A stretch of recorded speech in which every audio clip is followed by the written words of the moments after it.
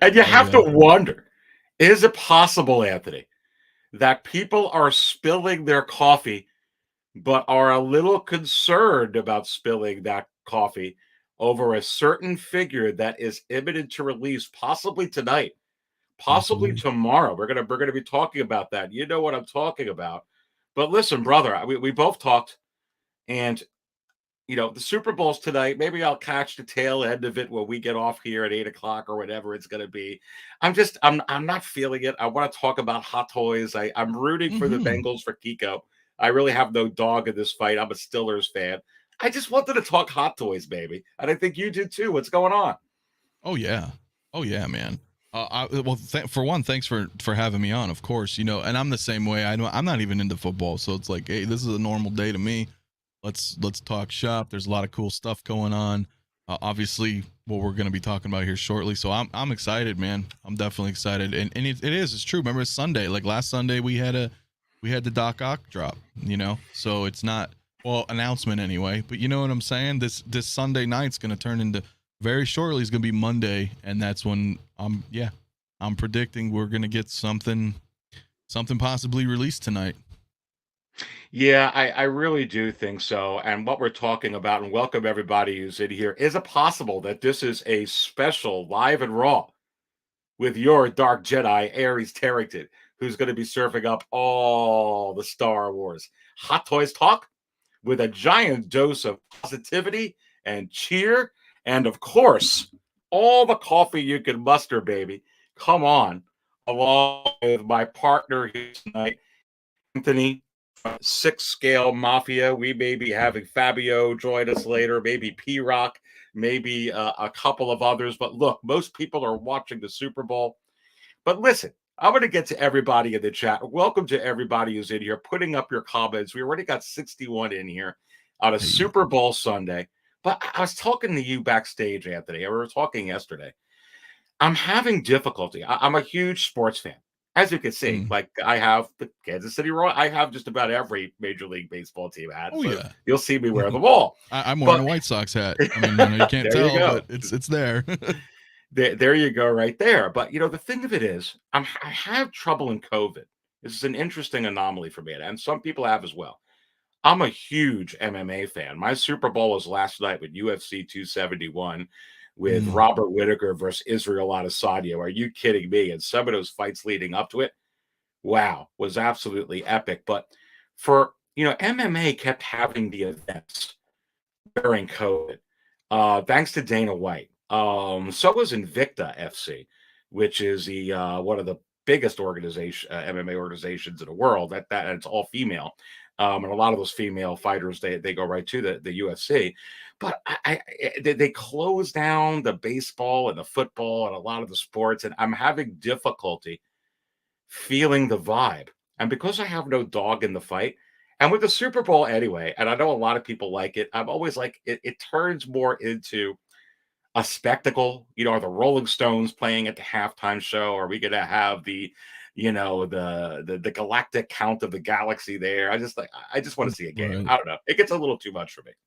Well, yeah, I agree. I feel like nowadays it's like 2 minutes of footage and then another 8 minutes of commercials, then 2 minutes of footage, and it could just be me. I don't know. Like I said, it is interesting. Like I think things have changed. It could also be nostalgia, maybe, or being jaded. Like I remember growing up and then being a teenager in the 90s. I loved watching everything. Loved watching the Bulls play in the United Center because I'm from Chicago, so it's like we would go to the games. I loved all that. But then as time went on, it's like, I don't know, probably like early 2000s, I kind of fell off the whole sports wagon, man. Steve Kerr from the freaking 3-point line. Yeah, oh, I loved it. Jordan Tony Pippen. Kukoc either, yeah, Jordan, Pippen, Rodman. I mean, Oh, dude, it was That team was the best. But again, Yeah. even in NBA, like every team was awesome then too. And they're roughhousing and chin checking, and now it's all it's good. I don't know. It's not the same. It's not the same for me anymore. Yeah, and of course, if the Steelers were in it, I'd be eating it all up. So I'm just going to be honest, but still, it's just so hard. And I'm a huge baseball fan. I just haven't followed. It's hard with COVID. I think this year is it possible in 2022. I'll get more into anything, and plus I coach MMA, so I have a huge, That's true. stake in that to keep up with it. But welcome to everybody to a very special live and raw six scale cantina live with my good friend here, Anthony from Six Scale Mafia. We're gonna have fun tonight. Already 76 in here. Let's look at some of these people in the chat. Welcome, Jason. What table you at, baby? Listen, even though it's Super Bowl Sunday and it's about 5:30 p.m., 5:37 p.m. Eastern, is it possible I got fresh coffee?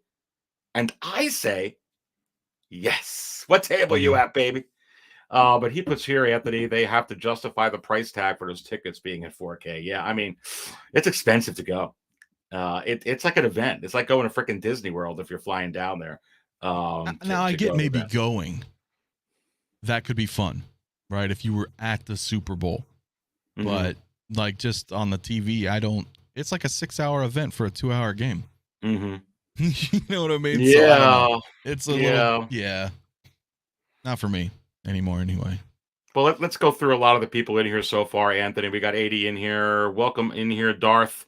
Can't wait to start watching the Bulls again this year. They look good. Absolutely hear I hope you. so. There you I go. hope It's your so. town. Yep. We'll see. New York Giants, New York Yankees. Come on, Will from New York. Welcome into Cantina. What table you at, baby? It's a collector. I just hope the commercials are good. Yeah, I always look forward to seeing those.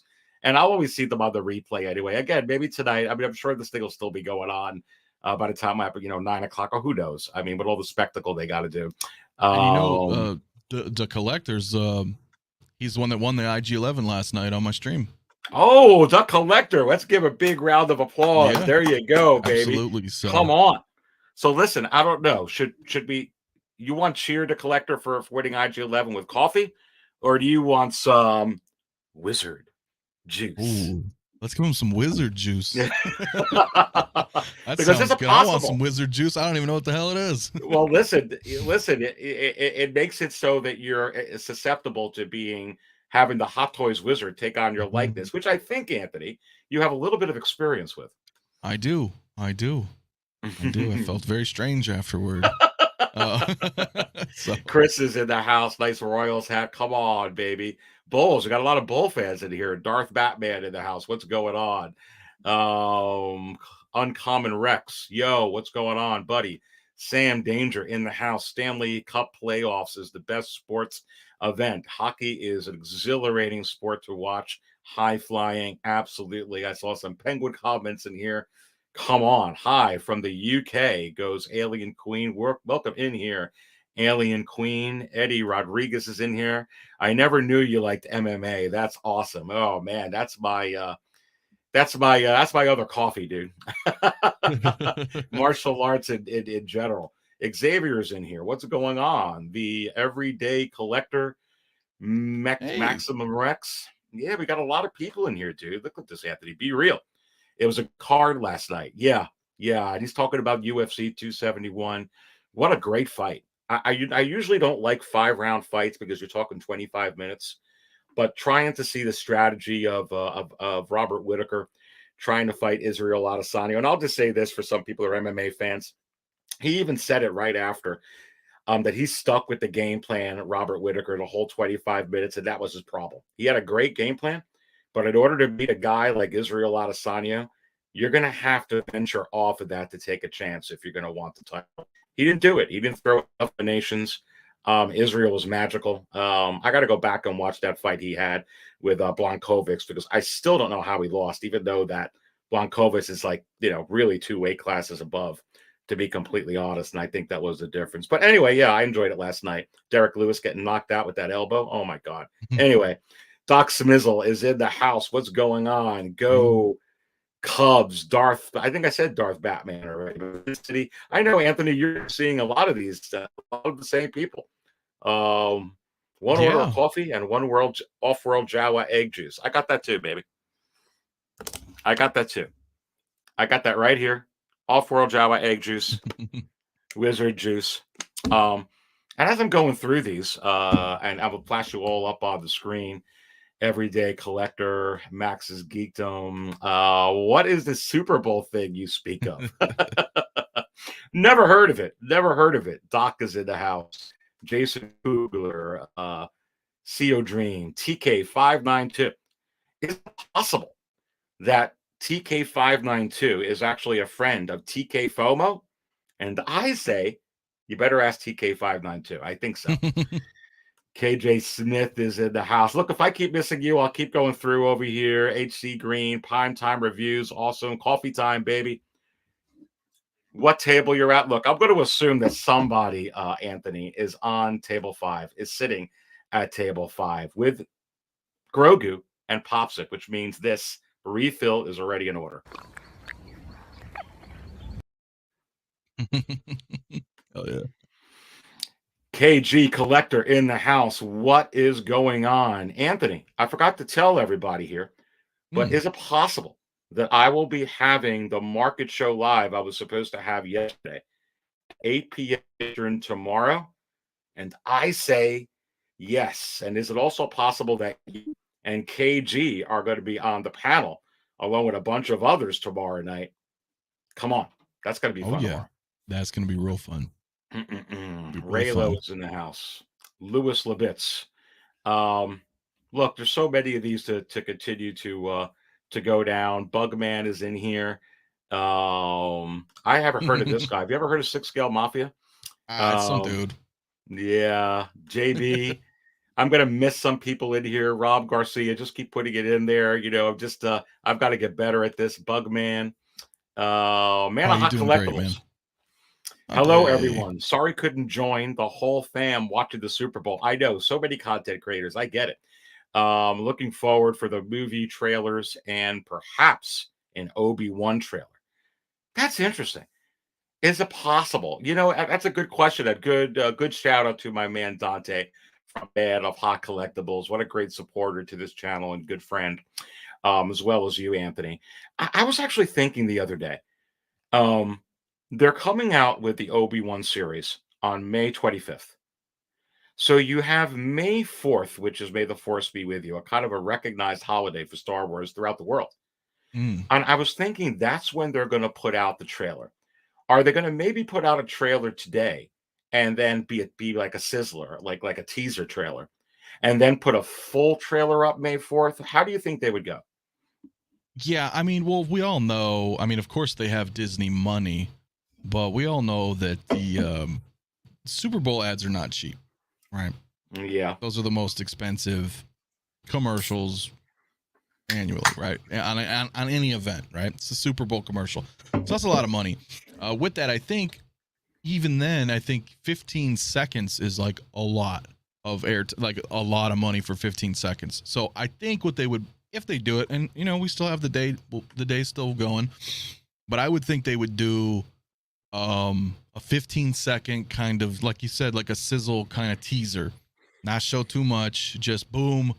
Just think of everybody watching. They're like, oh, look, Obi-Wan, you know, they just subjected millions of people to this. So, and then possibly May 4th, but May 4th might even be too close, you think, right? Because it's supposed to come out May 25th. So that's real close. Yeah. That's real close, right? So close. You'd think they'd want to go a little earlier to kind of build the hype and the momentum, but it's possible. I would love to see at least something on the Super Bowl, something, because we got the poster, right? We got that official, you know, tease poster right there. So they're already peppering something to us. So I look forward to it. I hope so. I can't wait. I think that show's going to be amazing. Yeah, and tacking on to what you said there, with 103 in here on Super Bowl Sunday, Zeno in the house. Hello, table 10, please. Coming right up, serving you up, baby. Anyone at table 66, or you're all keeping away from Palps, baby. I would think that with the Super Bowl, Anthony, it is a great opportunity for Disney to maybe just do a 15-second little thing. with all the viewers watching it to get people Mm. hyped up. It wouldn't even surprise me if they were able to squeeze in 30 seconds. Maybe what they would do is maybe just do one thing and then not air it the rest of the time. I don't know what kind of deal that they would have. Right. It would be real interesting. But I feel like there's going to be something on May the 4th from Star Wars. But you're right. It is only, I think, what, 3 weeks away? Because that'll Yeah, be from what, that 20, point, yeah. yeah, 4 days plus 21.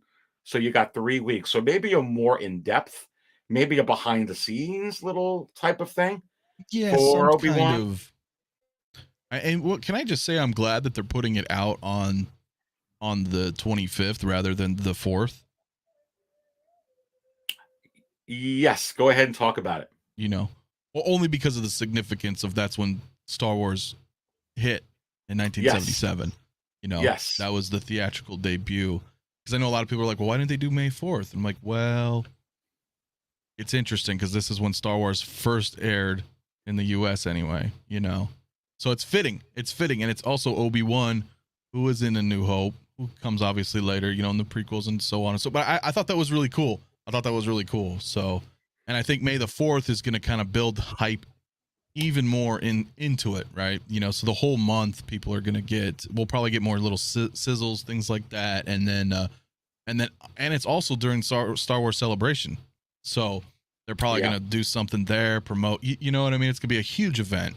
It's gonna be a huge event. I'm super excited.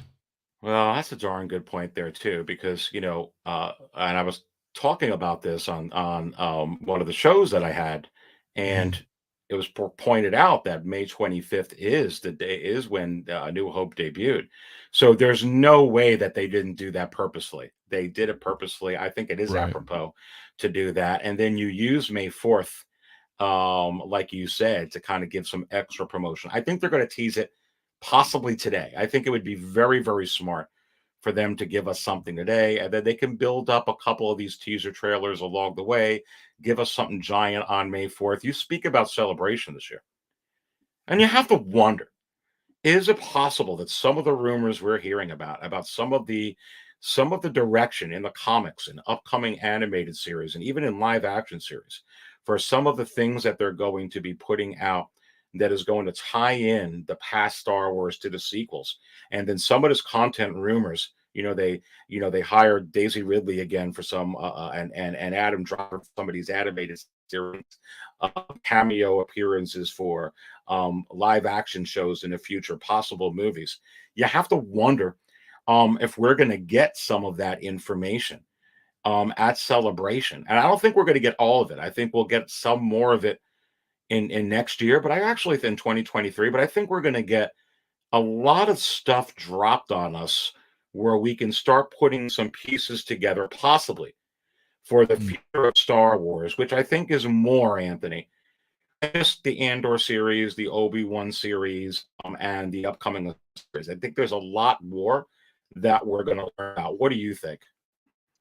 Yeah, I mean, like when they did the was it the D23? Those events that they do, they show like that timeline. That remember, was it the shareholders meeting? I don't remember what it was last year before. Mm-hmm. They announced like all these future projects, upcoming projects, which we know some have been scrapped and whatnots, but what they have in the, you know what I mean, in the works. And I think because I don't, correct me if I'm wrong, but I don't think they did Celebration last year. Am I wrong? I don't remember. No, no, they didn't.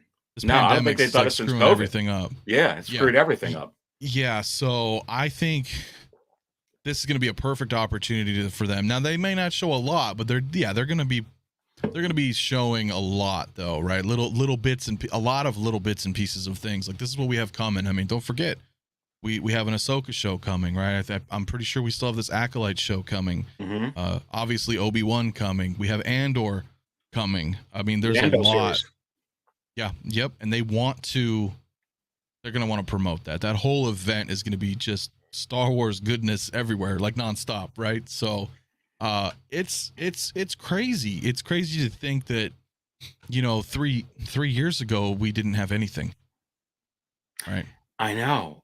That is a little bit crazy. I'm going to continue along that vein.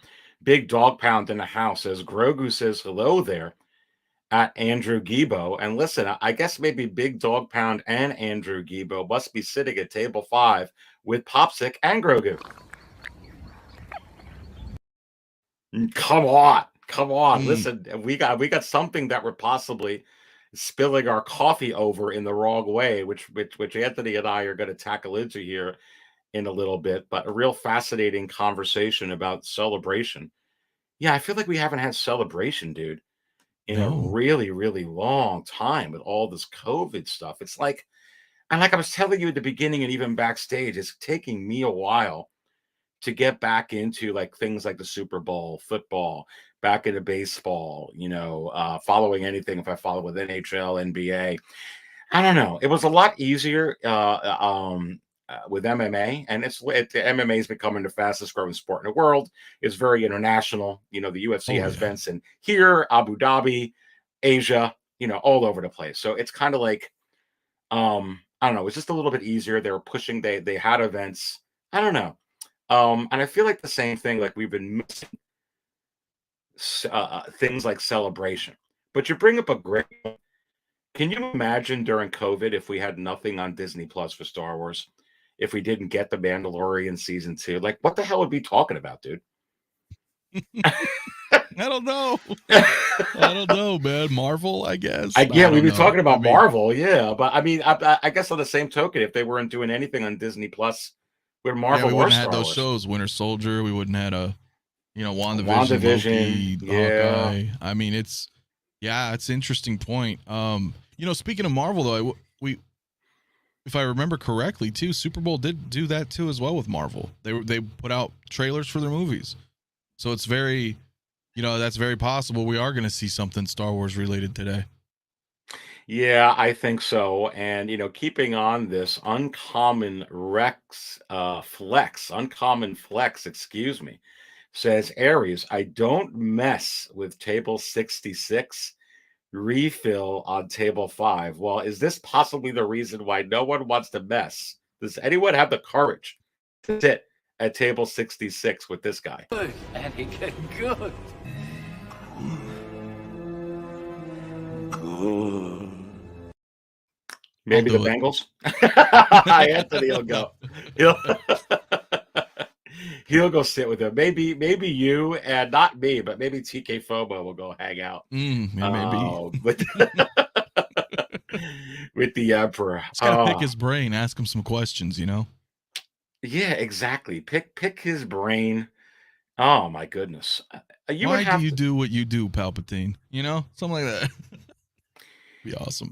you know, before we get into obviously things we want to talk about Ahsoka, I was bringing this up. I'm actually gonna, and as we're talking, I'll pull up a screenshot, but we really don't need to. But I'll pull it up while we're talking. But I thought this was fascinating. I brought this up before Chapter 7 of the book of Boba Fett, Mm. and one of the things was, we were all talking about Mace Windu. It's a great theory that Mace could have been the one that took out of the Jedi Temple. And I think that if you're going to bring him back, that is a great opportunity, a great storyline way to bring him in because all this stuff is happening during Order 66. But I feel like one of the things um, that we have to consider as well, Anthony, is the fact that maybe, just maybe, is it possible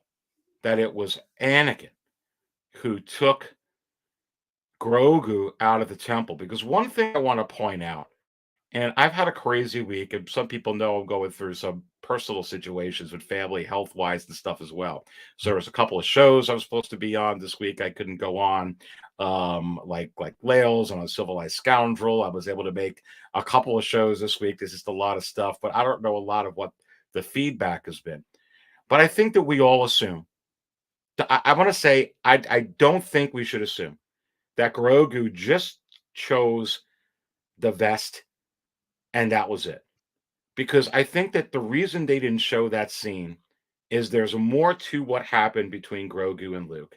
And I don't think Favreau and Filoni go through the trouble of putting in 501sts and Grogu really died and all that. If it's like, he chose the Mando, he's never going to think about that again. It's over. There's obviously more to it. And so I want your opinion on that. But also, these Sith backstab each other.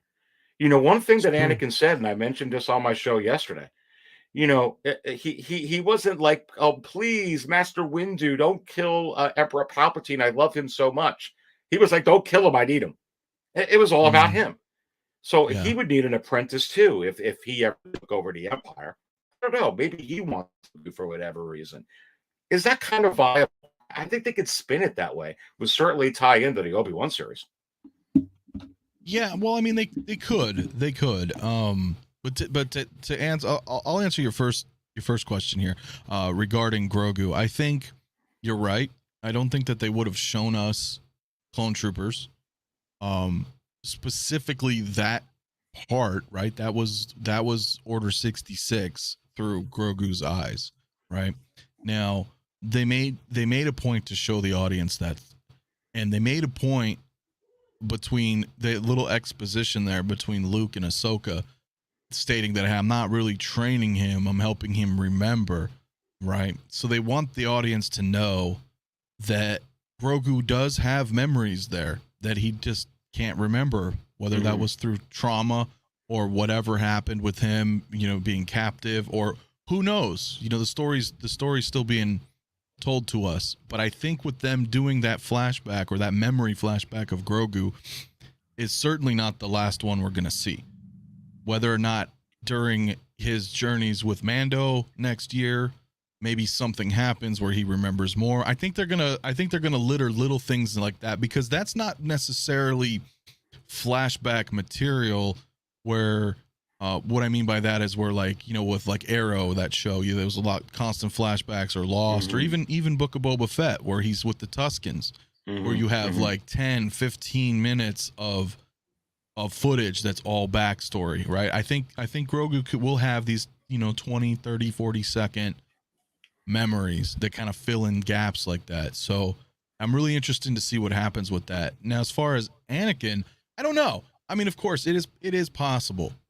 He wasn't full blown Sith Lord Vader yet, right? But even then, because you could see him struggling with that with Obi-Wan before they fought, and Revenge of the Sith. But I would think, honestly, I think it would be Mace, man, if anybody, right? Yeah. That would have made the most. He fell out of the window. He can force land. I mean, realistically, he can force land. He absolutely can. Yeah.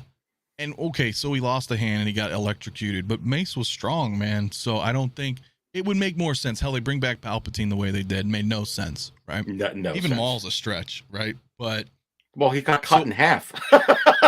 Right, that's what I'm saying. Well, I'm saying in comparison to Palpatine blowing up the Death Star. I mean, I mean, you know what I mean? He's obliterated, but I feel like Mace would be the guy. He could land.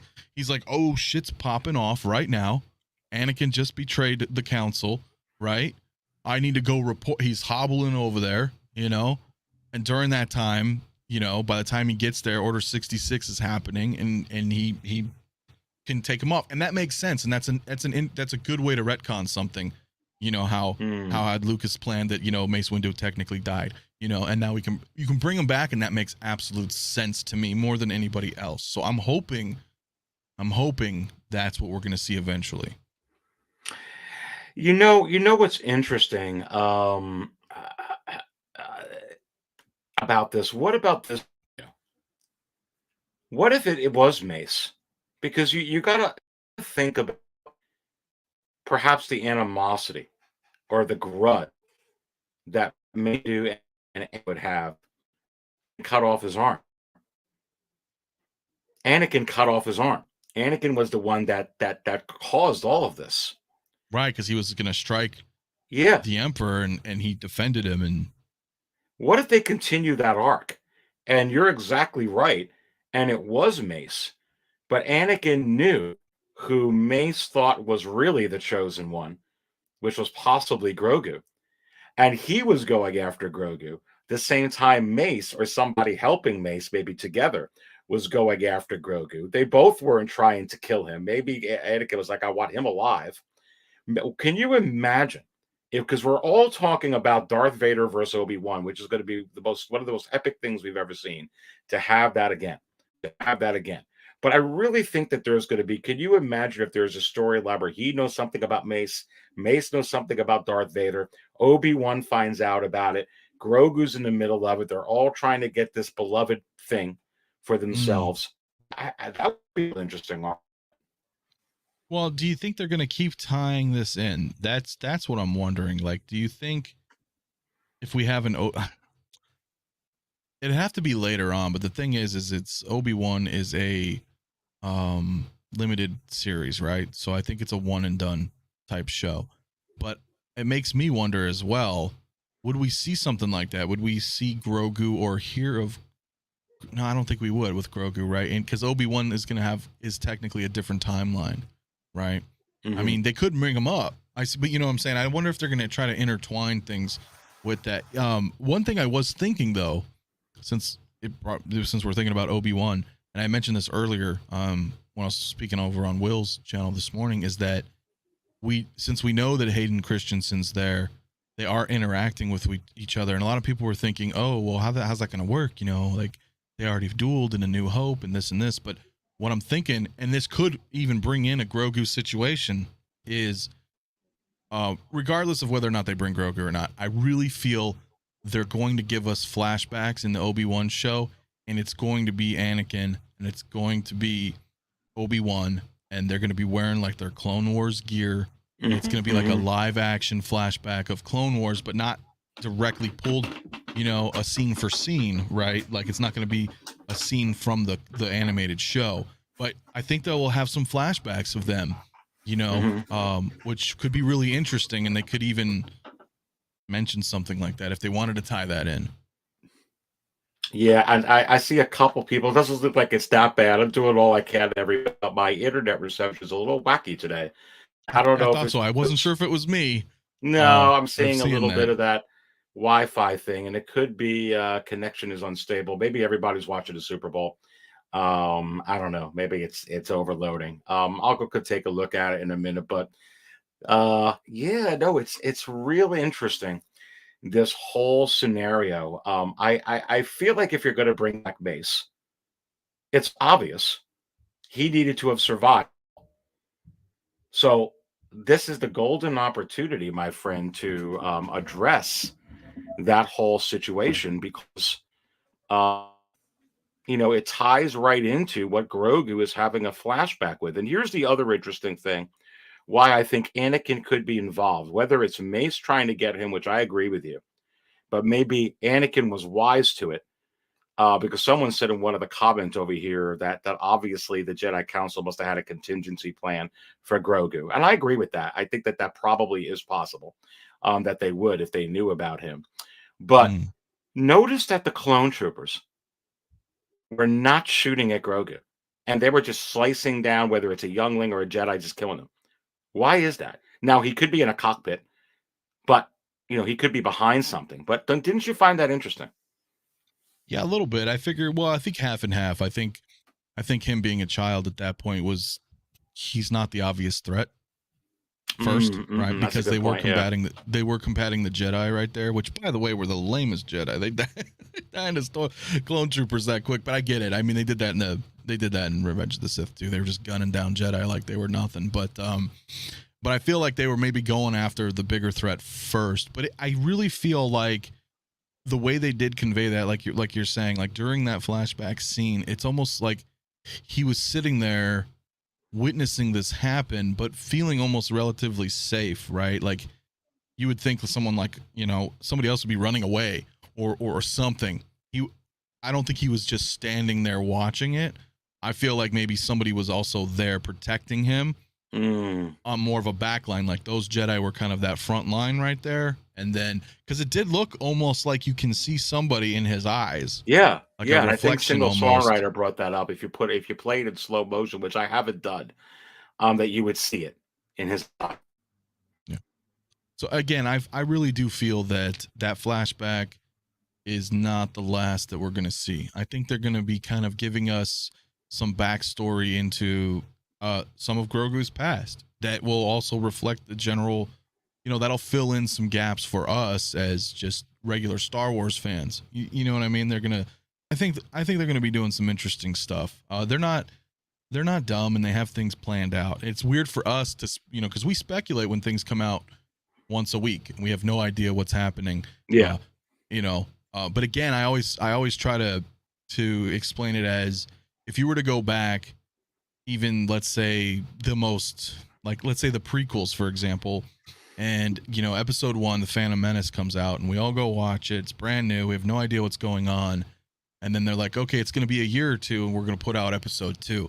Do you remember all that speculation then? I'm sure you do. People are like, well, what's happening next? And who's this? Or would there be, harken back, to callbacks to original trilogy? Because that's all we had, right? We had the original. And then, so we would always wonder and so many cool ideas or fan theories.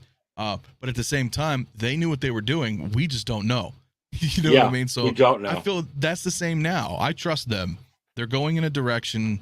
They know what they're doing. I'm along for the ride. Some stuff's okay, some stuff's really good. So, but for them, I don't think they're just winging it, right? I think that's what I mean by these flashbacks. I don't think that was a one-off thing. I think they're setting things up, and we're going to see a bunch of stuff this next year. Yeah, I agree. And welcome everybody here to a very special Aries 6-Scale Cantina. Aries is live and raw with my special guest, Anthony from 6-Scale Mafia. We may be having P-Rock a little bit later join us. We may be having Fabio join us a little bit later. It's a special Super Bowl coffee drinking, spatchka spilling, wizard juice, and off-world Jawa egg juice drinking, Tauntaun milk, goodness gracious, Easy Company collectibles, butter, a cantina. Come on. And yeah, I thank you here. I think it was S Beam, Sean Beam, with the $5 drop. Support the content you enjoy, they say. Hey, thank you so much for that $5 drop. I really appreciate the support. Mr. Beam, come on. That is awesome. And a lot of people putting in here. Anthony Squiggles, excuse me. It was obvious Grogu was in a bag or something. Okay, possibly. And Squiggles also said, let's see here, the camera angles showed he was inside something. Yeah. What do you think about that? I mean, was he in a cockpit? Was he behind maybe a barrier? Yeah, I'd have to watch it again, but I do feel like that. I feel like he was being protected. Again, he was a baby even more then than he is now in Mando, right? So yes. Yeah. Yes. That's a good point. That's a real good point, because that was how many years ago now for Mando? Right. I mean, I'm bad at that, but it was Order 66, right? So it was episode 3. 20 years from there to the Return of the Jedi, and then 5 years to the Mandalorian. So 25 years. No, I think at 20, and then I don't know how many years between A New Hope and Return of the Jedi, honestly. Maybe 30 years ago. I'm bad with the I don't know. The Someone will have to years. tell me in there. I'm gonna miscalculate it. Somewhere about between 25 and 30 years, I would think. That's what I'm guessing. So still very young then. Yeah, so he would be 20 or 25 years old. Which is old. Right. But in his species, I guess. Alien Queen in the cantina. Can we spill some coffee? Ahsoka coffee now.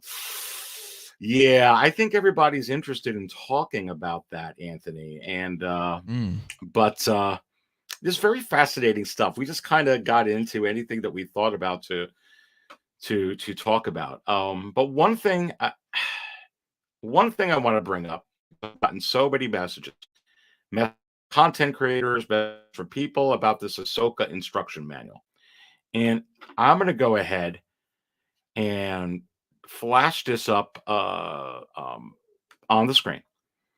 And I actually spilled my coffee when I saw this a couple of days ago. Let's see if I can bring this up. Because I was like, dude, this is imminent. And whether the production is done, and there was some inside information, a rumor, if you will, that these are sitting at the ports and have been stuck in the docks at California, that could possibly be true. We don't know. Maybe that's not true, and it was something else, or maybe just introducing it now. What this tells me, at the very least, is that obviously parts of the production are being done. This is probably done. I mean, I would think that this is one of the pieces you make sure are completed to make sure that you, when you pack in the figure into the clamshells, into the corrugate, that you have make sure that you put this on there. I would think this piece has to be done. So my initial thing was I was just looking at this like crap. It's going to come out any day. The thing that's interesting about this is, and I want to get your, I have a couple of, I have more than a couple. I have a bunch of opinions on this, but I'm going to pull up this close-up shot. And I have somebody here. I just couldn't, but it's different. This is actually, and you see this animal here a little bit confused. Hmm. To the left, this does not look like the right. No. And when you look at some of the other photos, and people have been pointing this out on Facebook and on Instagram and various other forums that I participate in, is this something we should be troubled about, or is this because it's just black and white?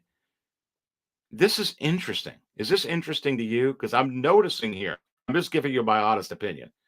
The lips look different. The mouth looks completely different. The lips, The nose looks the mouth. different. Nose. Now the eyes could be just because that they did the rolling eye function. All right, go ahead, go. Tell me your thought. Yeah, well, I don't. This could be a rendition. This could be a 3D rendition for all we know. They do that sometimes. They do that sometimes. But I will say this: that this is on Sideshow's site. You go directly to Sideshow and pull up the instruction manual for Ahsoka. So it's not a fake, right? So that's interesting. So we know that this. Wait, is real. say that again. Say that again. I almost lost you there because I was fishing through some of these comments. Where it's available? It's on Sideshow's website. You're kidding me. No, you can pull it up, so it's not fake. Wow. They put up the basically like a PDF or something like that. So it's on there. I looked at it, brought it up on my stream, and you can zoom right in, great detail, like it's right there. So we know that it's real. We know this is official. It's not it's not a forgery. But see, I didn't know that. I didn't know the PDF was up. Yeah, it's up.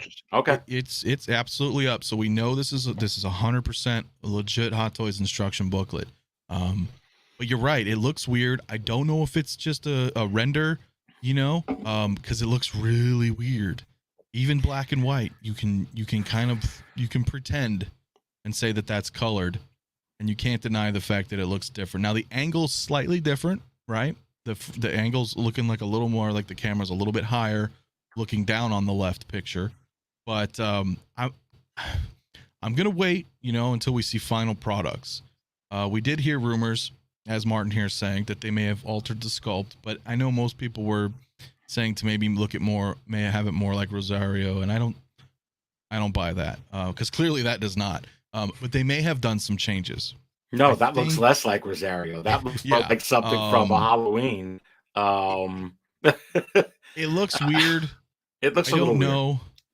Now, I don't know if the first photo that we're used to, the one on the right that they advertised last year, if that one already had the Purr's eyes in it during those photos. I don't know.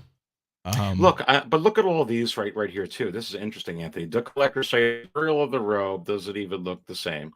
He's also saying that collar is not the same too. And in single songwriter saying her mouth is different and her eyes are different. And Link is saying, "Hey Aries, happy Sunday to you too, baby. What table you at?" But I think it's hard. And here's the thing. I did go back and look at some of my instruction manuals to kind of compare. And I'm going to be honest with you. I'm going to give you a straight shooter shot here. I didn't see this much of a difference from the hot toys that I have and a couple of these instruction manuals. They look pretty much the same. I feel like this is, what I'm trying to figure out is, could it just be the rolling eyes function the way they said it? Could it be because her hood here, check it out. It's obviously clearly more above her forehead versus the one on the right. So I was thinking it's probably just black and white. It's just the way that the angle is, the lighting. But then I was looking at the lips, and I had to go back and look. Does this have articulated jaw function like the Force Mm. Awakens Chewbacca? And it doesn't. So I'm a little concerned.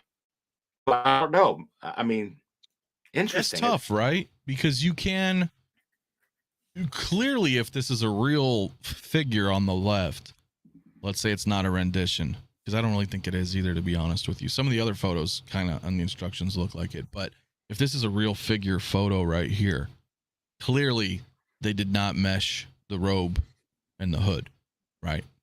So they could bring that hood down, form it in, shape it around, just like they did on the right, and it still looks different. It still looks different. I'm trying to visualize. There's something off about it. Now, it's interesting to bring up, and I brought it up on my stream, and a couple people were kind of giving me some crap for it, and I'm like, no, I'm not, because I'm not like saying that this is it, right? Because it's not. We don't know yet. We haven't seen final product photos yet, but it's still interesting to look at and say, oh, well, this just came up. This is official. This is in the instruction booklet. Why does this look so much different than other instruction booklet figures we have? So it's interesting to note, right, that something's different. And it's, you know, and what's the first thing you think of? What's the first thing everything thinks of? Oh, this looks different. That's just our initial thought. We're looking at it right there. We're like, that doesn't look right. So, you know, but I'm not, you know, so that was my whole thing on my stream, was also like, hey, I'm not crapping on this figure that's not even been shown yet, because that's just a weird level of ignorance. But looking at what we're seeing, this is, what else can we think? This looks different. Why does this look different? Makes you wonder, is this what's coming out? You have to wonder. Yeah. You have to wonder. So listen, with 103 in here, we're going to bring up some questions about this. So, all right, I want to keep diving into this, but I want to go to this scenario with you. Mm-hmm. Here's the problem if this really is changed to this magnitude. They didn't do this, luckily, thankfully, as some people are saying in the chat, because of Disney pushing them for the Rosario Dawson likeness. I think that would have went over bad. I think it would have went over bad. That being said, if they weren't forced by Disney to do this, that was really their get out of the free card. You have to wonder, this figure, the way it was, absolutely broke the internet, Mafia. It broke the internet. It's crazy good. And there's an old expression, if it's not broke, don't fix it. Don't fix it. That's right. So if they did change it to this magnitude, and it doesn't look anything like Rosario Dawson, in fact, I think it looks less like her,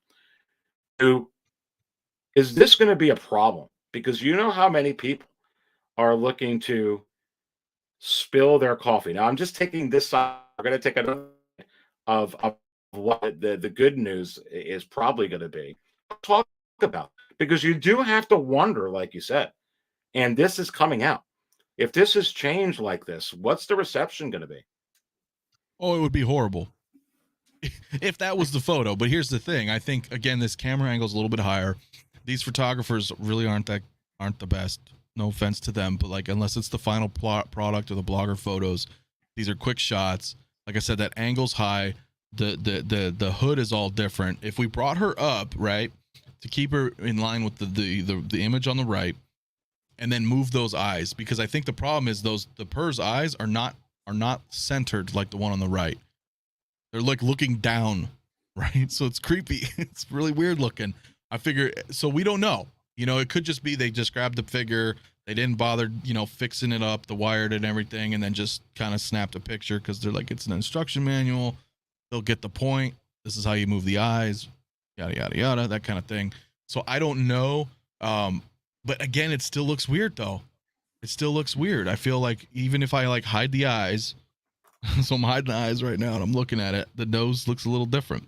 The mouth looks shorter and a little bit wider. So I don't know. I really, it's really hard to say.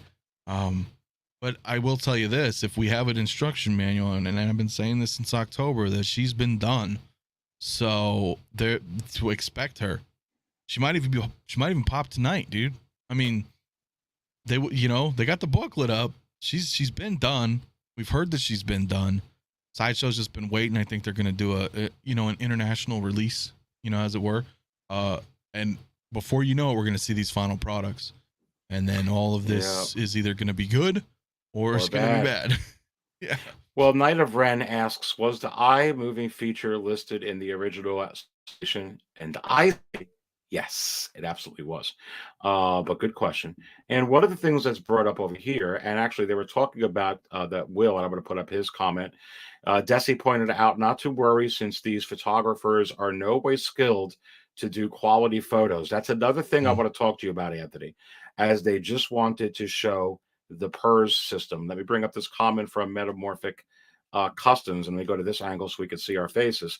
Just stopping by to say, have a great stream. Come on, Metamorphic Customs and Desi. What table are you at, buddy? I'll pour you one as you root for the Pittsburgh Steelers. Anyway, production is always softer than photo. But turn the eyes up, futz the cloak to contour her face, and take the pic at the same angle lighting. Then let's see. It's a good point. And maybe that's all we're talking about here. But don't get into more about Ahsoka. You have to wonder, Anthony. We are seeing time and time again, and I pointed this up at a lot of shows last year, and I pointed it out again with Doc Ock, and now I'm going to point it out again with this manual. Is it possible they need a little bit more QC with all of their marketing materials, even in an instruction manual? But because of this, they're already causing up concern.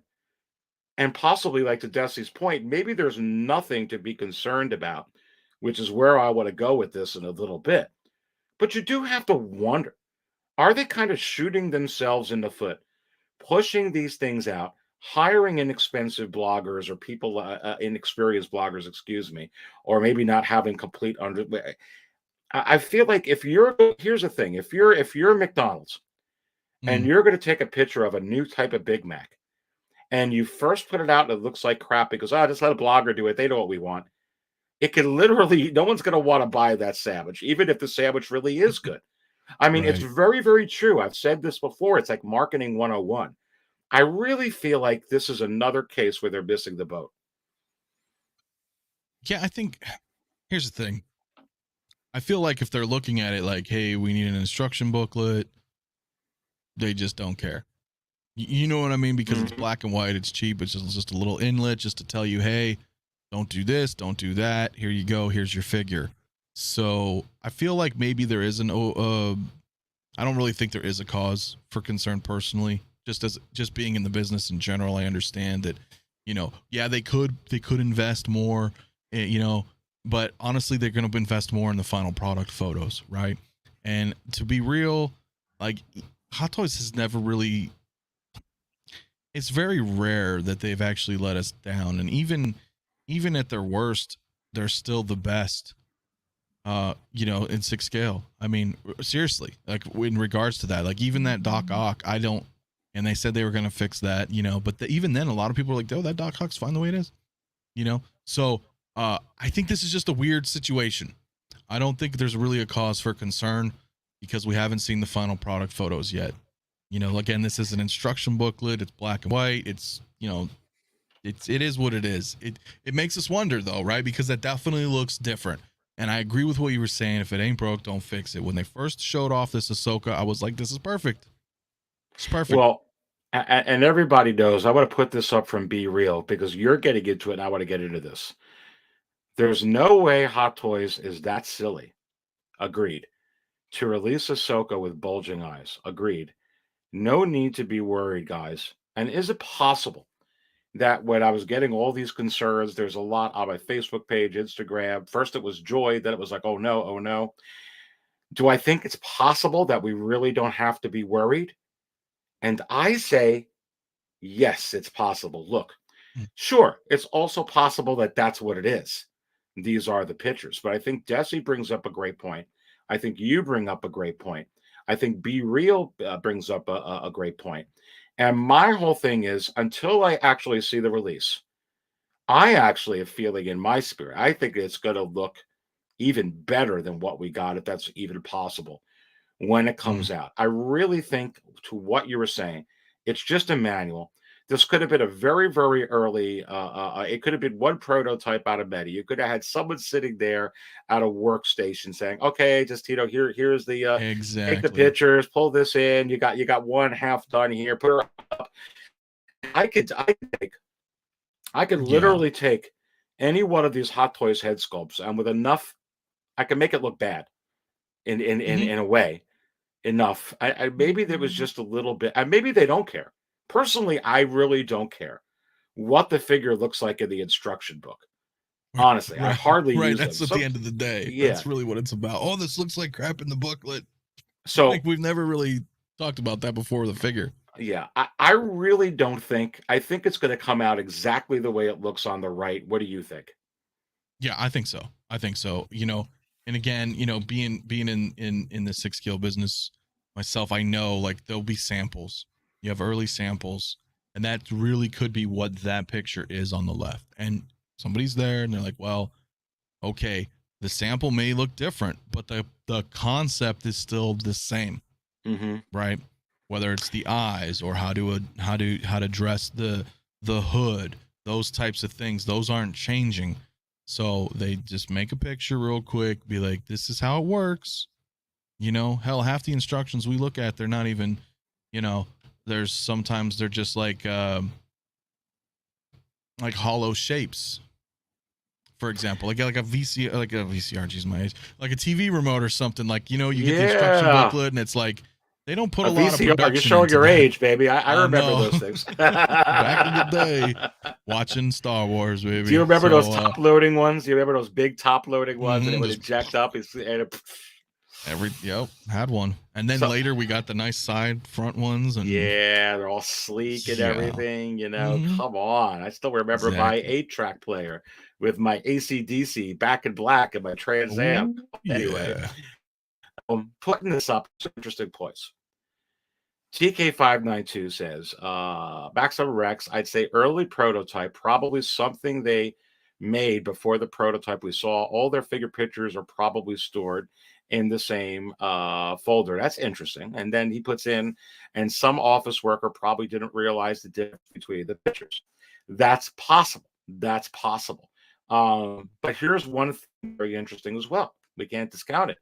Tobar says, why release the manual? Does not make any sense. With again, and I'm going back to QC, even the smallest details. Um, now that's Sideshow's doing. Keep in mind, is it really? because that's on Sideshow's website. So perhaps it's just they have a clerk over there that's getting things ready. They're checking down their list, their workflow. Oh well, because Ahsoka's coming out soon, so let's make sure when we're on her product Oh, page, wait we a minute. have This isn't everything. on Hot Toys. This is on No, this Sideshow. is Sideshow. Yeah, This is Sideshow's this is Sideshow. manual. Oh, this is Yeah, okay. So wait a minute. it This is a Hot changes Toys things. manual, of course, but it's on Sideshow's website. You're So kidding. Hot Toys didn't put up their own manual. Sideshow did. Wow. Wait a minute. They, Okay. Okay. This changes things a little bit. Interesting conversation. That means that Sideshow has the finished manual, the one that Hot Toys the same put up. They have to. correct. Okay. That's right from the company. That's a little interesting to me. I'm not going to say worrisome, but interesting. Because then it goes back to maybe they just didn't care, Hot Toys, whether, like TK592 was saying, they were using photos from even before the prototype and just put up a manual. We got to get it done. We're very, very busy, which could be, which absolutely could be, and what I'm hoping it is.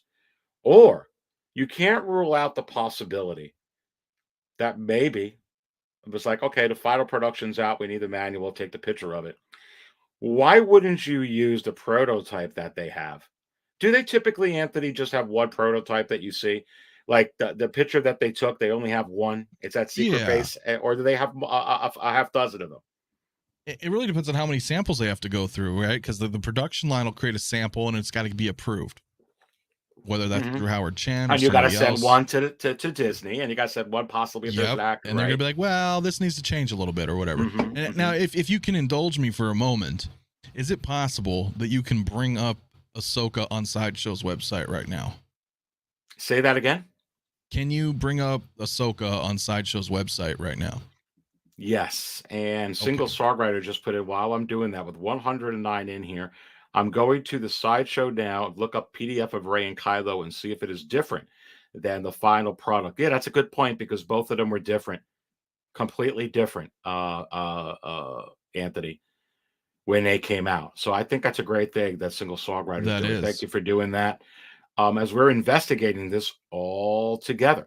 Daniel puts in, "Oh my God, what happened with the head sculpt?" Calm down, Daniel.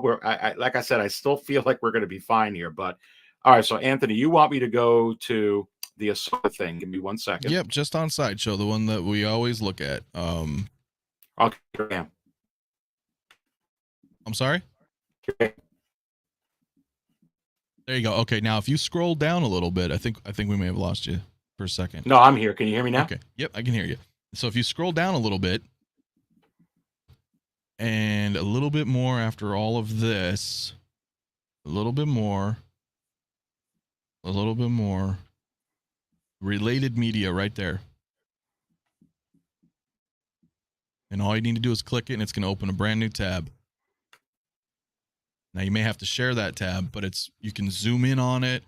It's a high-res PDF. It's right here for everybody. If you go to Sideshows, look up Ahsoka, boom, it's right here. I'm going to have to reshare that because it looks you probably have to reshare because it opens a new tab. So they put it up.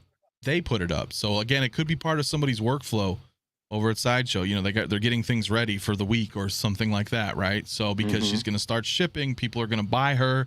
They're going to come view her product page and be like, here's related media. Here's the instruction manual if you need to see it in greater detail.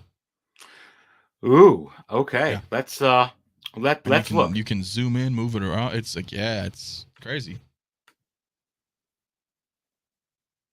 Okay. So here's the thing. This image here looks the same. Are you seeing the same thing too? Yeah. On the right. I mean, does that look like the prototype to you, baby? No, it doesn't. Right here. Let's blow it up more. All right. The more I'm blowing it up, the more concerned I'm getting. It looks close. Close. And those eyes do look kind of centered. They look very mesmerized. They look big though.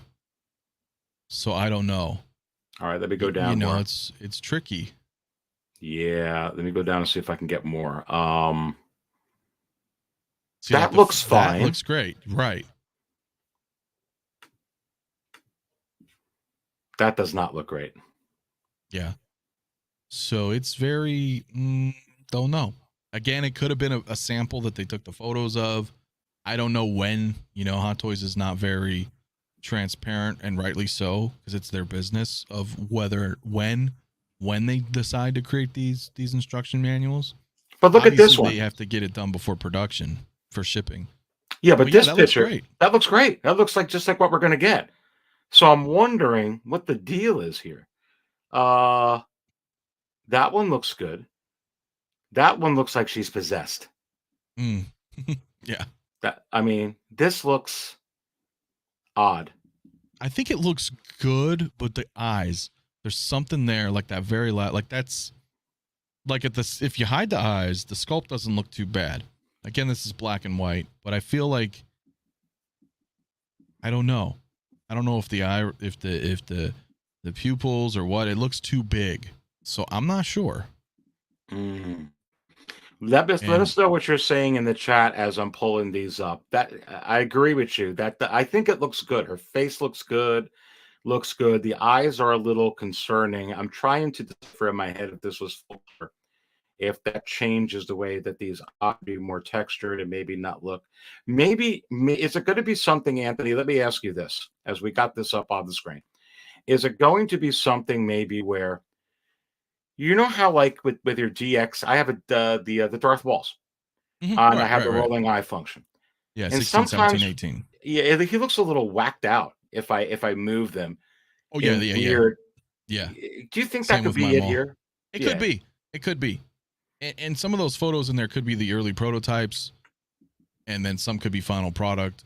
So it's weird. It's, you know, it's interesting to to speculate. Yeah, as Dante's saying, it could just be the eyes Yeah, that are just, and I trust you Dante a lot. He does a lot of these reviews, and good to have him listening in over here as he's watching the Super Bowl. Look, who's doing that? Is the Hot Toys Wizard performing during the Super Bowl halftime show? Let me know. Oh, you know what? And single songwriter is right. What he We don't said. necessarily have to is this it right here? We don't have to keep this up, but if you want to share what I just shared with you, I do have it up as well. Sure. Up And single you can just see songwriter. it. Okay, let me do that here. Add to stream. How this works, Anthony. I got to get good at this. Okay. There you go. Just like he's saying here. He's saying Manahawk Collectibles, same with the Kylo PDF on Sideshow. It is his old head sculpt, but they improved. Really. Pull Yeah, up you the can Ray see. ones, Ryder. See if you can do it. If you can, my friend. Yeah, so it really depends. This is definitely the older sculpt. Yes. Before it final. is. So we really don't know. Again, But the and I point of know it it's is, so this is the one. So this is good and this is bad. Because if this is the one that they use at the prototype, we would hope that this is the exact one that they had. I'm looking right at it. This is with the extreme wet hair and all that. They would use Ahsoka that we're seeing all the pictures from that broke the internet. It looks like that there's a mixture. So unless that there is an old Ahsoka, or somebody in the chat was saying about 10 minutes ago that they have old files on their computer of one that they were like, no, we're not going to reveal that, and they use those. It's going to be a bit interesting. Oh, yeah, weird. it's hard to say. It is hard to say. I mean, this is true, right? They do. They are using the older one here, and again, it's just an instruction booklet, so that could. There we go. I'll just close it out for us just so we can look. But yeah, it could be. It could be that it was just maybe that sculpt that we're seeing is not what they showed us in the photos as early, early prototype, and that's why it looked kind of janky. Desi, if you're still listening in Dante, and I'm going to ask them on the chat, I'm going to ask you this too, Anthony. This is an interesting thing. Edward Herbert says the shape of the markings, though, on the cheeks is way different in the photo as well. So I think, Edward, and correct me if I'm wrong, your point is it can't just be lighting and the eyes, because if the marking is different, then the marking is different. It's kind of like if I have a tattoo and Anthony has a tattoo, it's just different. It's different. Right. On us. So I don't know. So maybe the question is, did they have an earlier prototype? Possible. Absolutely. I'll tell you one thing right now, again, being in that industry, that, I've seen samples that no one sees, because it's not meant to be seen. It's still being worked on. So it could be something of that. You know what I'm saying? That could be very well what it is. And they just said, well, we'll put this in the instruction booklet because we need to get this done. Maybe they're behind on production. Who knows? So again, I feel like once we see final product, I don't think we're going to be disappointed at all. Hot Toys knows not to release something that's not going to, especially with Ahsoka, it's not going to happen. It's not going to happen. Yeah, I really wouldn't be surprised if it's a combination of they have old stuff, and the lighting makes a big difference. You have rolling eye functions. Look, the Kylo didn't have a rolling eye function, right, Anthony? It doesn't. I have Correct. So, like I said, with that mall, there's a lot of weird things you can do. Yeah, and I'm going back up over here to just look some more. I'd love to get my hands on that Ray. I wonder if Ray is still available. I guess it is on Sideshow. If we typed it in on the internet, we could probably see what they had in a manual as well. Oh yeah, I can definitely bring that up. Yeah, cool. See, if you could find that, that's great. I'm thinking here, like I'm looking at this rolling eye right here, and I'm thinking that it's just the way that maybe you position the eyes. It could be softer. If it's looking up, it can be a little less. I mean, obviously, if you bring it down a little bit, maybe look it more to the right, it could be a little bit softer and whatnot. The lips. Let me ask you all in the chat. I'm going to go to another photo here in a minute. Do the lips seem right on or do they seem off? I almost feel like this is a little bit different shape.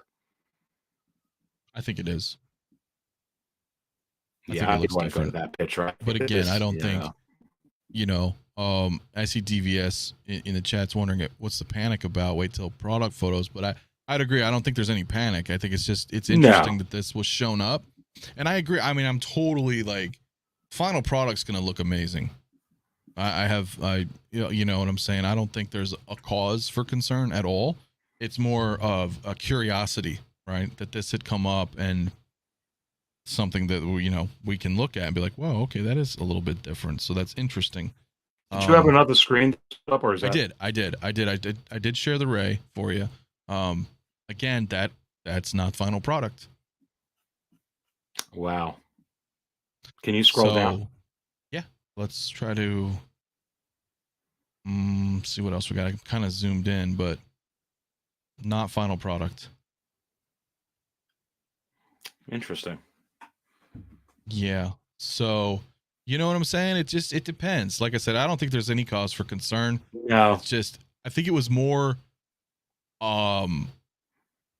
hype, right? Because you're like, wow, look, they have a Ahsoka instruction manual. The second part was like, whoa, that looks weird. But the first part is like, oh, the manual's up, which means she's got to be out anytime soon. So that's where I think that the spark initially came from. The fact that we realized that there was a booklet, meaning, hey, this thing's going to be shipping like any day now. And then, noticing secondary that, oh, this does look weird. But as we can see through those examples, whatever's you play with the manual, eyes, she's going to look cockeyed. She's going to, I mean, that can make Maul look cockeyed. Yeah. And you're exactly right too. I mean, with Maul, I've had Maul Maul can look really freaky, man, when you're trying to adjust those eyes. So no worries, guys. I think it's going to look awesome when it comes out. Again, I think it's just interesting that we got to see a manual, which made us say, oh, she's going to be out then any second now. They wouldn't have the manual up that, you know what I mean, that early in the game. And she's long overdue. So I'm thinking very, very soon she's coming out. And those final product photos, watch, man, this is going to look awesome. Yeah, I really, really agree. And that's the point that I wanted to come into. It's really, I'm finding this a lot of fun to actually dissect through. And would I be concerned?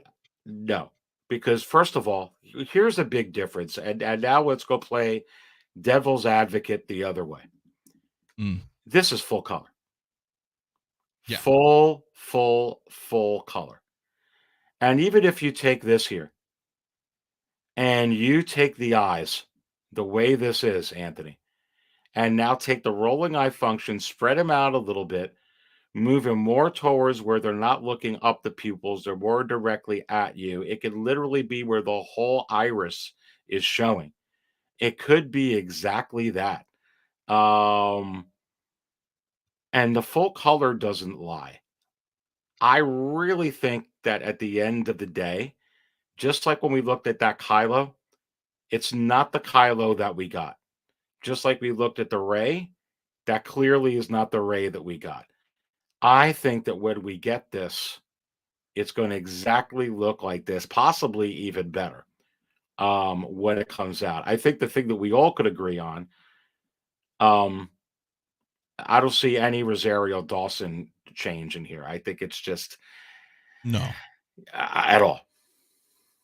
No, I think this looks perfect the way it is. And maybe later I'll grab this photo, I'll throw it in Photoshop and desaturate it and grayscale it and take a look at it, try to make a mock instruction booklet just to look at it, with no color. And I think it's fine.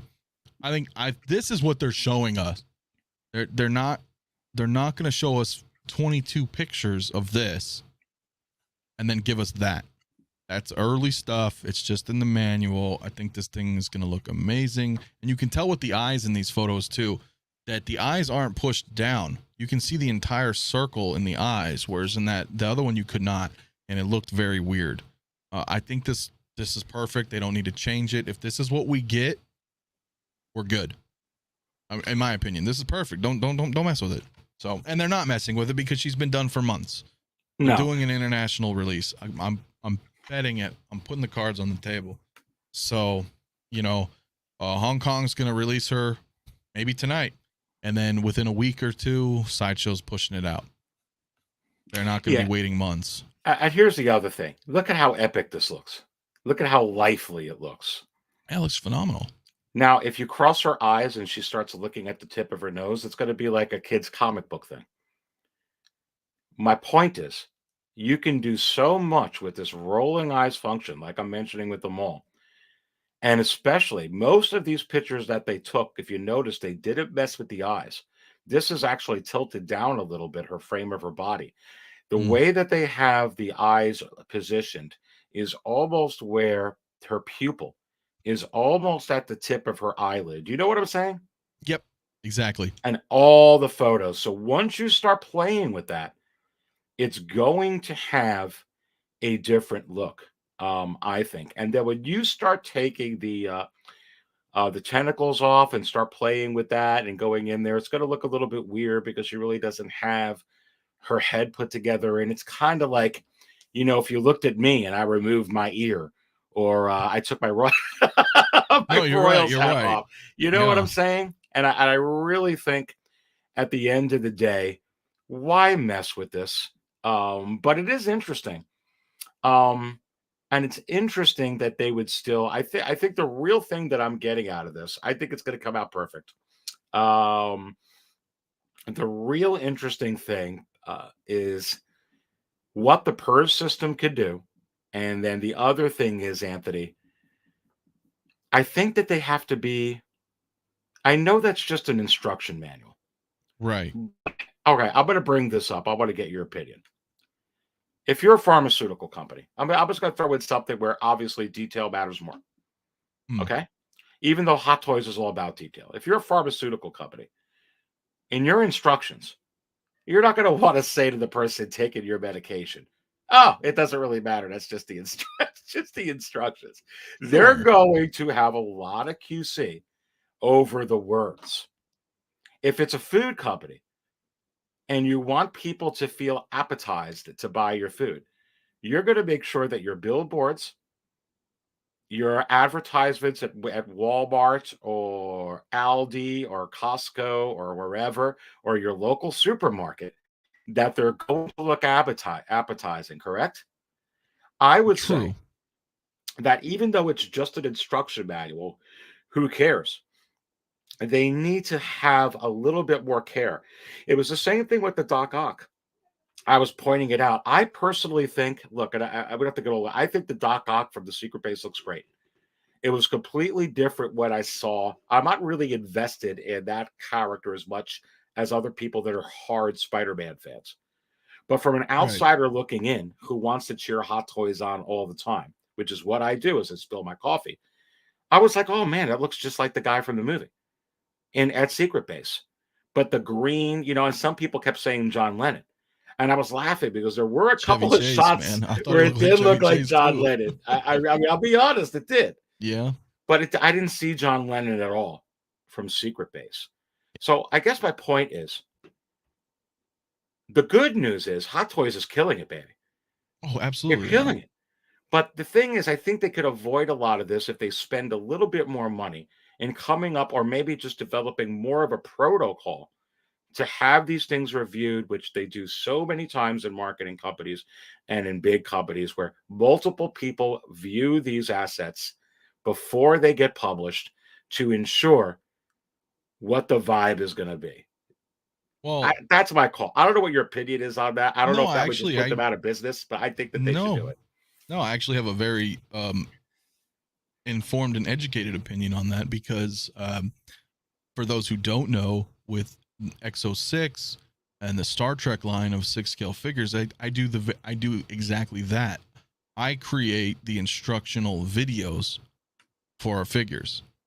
So, for example, if you had purchased, like most recently, like Captain Janeway or the EMH Doctor from Voyager, I make the video, and it's an instructional video, 3-5 minute video of the final product. I have it in hand before it's shipped out. I make the video. It's not an instructional manual that may have weird prototypes or samples. You do see what I'm saying? So I'm very well versed in that, and in agreement. We don't do manuals because I mean, they're little flimsy papers, things like that. It's much better. Like, we have a QR code on our boxes. You scan the QR code, it brings you right to the video. You know what I mean? So I think, yeah, they could do something like that. Of course, we do that. So to each their own, business. But yeah, definitely, I agree. That's why we do that. It's you get to see exactly what you're getting. There's no room for speculation. It's very objectable. There's you just see the figure, exactly what you just purchased it. You scan the code. This is what you see is what you get. Yeah, and I want to stay on that from your experience of what you just said, um, for sure. Um, and let me actually read this though before we continue with that. Metamorphic Customs, Desi points out, notice the location of the pupil in the prototype. In most hot toys, it's toward or even touching the top eyelid. That's what you and I were just discussing. That's because if they center the pupil iris within the eye socket, it will have a bug-eyed look. There's your answer. And coming from Desi, who does a lot of this, I think that's all we're looking at. I actually think we can put this instruction manual to bed. I think it's going to be fine. Now, I understand. Here's the other thing, too, because other people were bringing out, not only on this chat, but on the Facebook group and on Instagram, well, look, some of the markings, the tattoos look different and whatnot. That could be black and white. That could be because of the way the paper is. You're putting that on a bad paper. You're talking about that. I really think that there's nothing to worry about. I think the thing about this is it's something that we're going to do this over because this means that this might come out tonight if they have already got the manual on. Come on. Yeah. But listen, Anthony, I brought this up before. You bring up a good point. Would they be better served doing what Sideshow is doing? Sideshow's doing a very unique thing, and we don't have to get into it. But let's all be honest. We've all noticed that they're doing these unboxings well before there's ever a review. Day zero. That's what I like to call it. There you go. They're doing day zero. And maybe Hot Toys is a possible, like what you were mentioning that you do.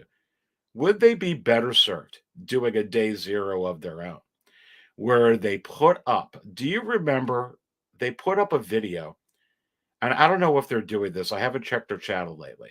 But if you remember when they announced the 40th anniversary Darth Vader and vintage color Boba Fett, they actually put up little videos on their Hot Toys channel to promote those things. I thought I was watching Scooby-Doo and there was an interruption, a commercial, and I was seeing that stuff. They're going to get all the kids to buy these new toys. Come on, they're going to, I feel like they would be better served, and I've said this before, if they would just put out their own little unsealed and revealed. Their own, I think would be apropos for them. They're the darn company. And they're going to be like, look, before we put out the photos, before we put this out, we want to show you something off the line. We want to show you what this looks like. I don't know, baby. I mean, that's what I do. No, that's exactly what I do. I think that's what they should do. Yeah. Go ahead. Well, I was just saying, like, when we have a character reveal, I make a 10, 15 second, vertical, cell phone. So it's Facebook, Instagram. I'll make a character reveal video, little quick video. And that's the first time you see the figure. Like, we did Locutus, and then we did Q in his judge robes. I made those videos. That's how we're announcing it as the company. We're revealing the character.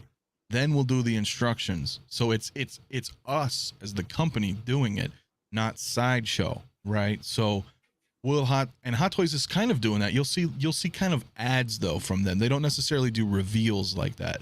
Right. I've seen some quick animated ads that they do that Hot Toys does, and most recently, Hot Toys themselves. It was not outsourced, or maybe it was, but it was branded. It's on Hot Toys official YouTube. They put out a video showing how to groom and dress the Wonder Woman rooted hair, and how to set up her wings, the golden arm. So I thought that was interesting that they did that, because they don't really do that, and that's something that, like, we're doing too. And but it's interesting, and I think it's better. Personally, I think a company should do that rather than leaving it to the distributor to do, because the distributor, yes, they have something to gain from it. Sideshow doing day zero reviews is definitely biased because it's a commercial. We know that. If we're in the reviewing community and we want to watch something, right, we want an opinion. Well, there's not an opinion there, right, because they're selling it. But if they're selling it, then Hot Toys is making their money too. So I understand the dichotomy between the two, but I still feel like, yeah, I think the company should invest in doing their product rather than having that outsourced. I feel if Hot Toys did that, they'd be I think it'd be for the better. But yeah, as we all know, Hot Toys is privately owned company, and on top of that, they're very private. They just put the figures, they make the figures, they put them out, and they let Sideshow deal with distribution. Yeah, I do think they're going to continue to allow them to do that because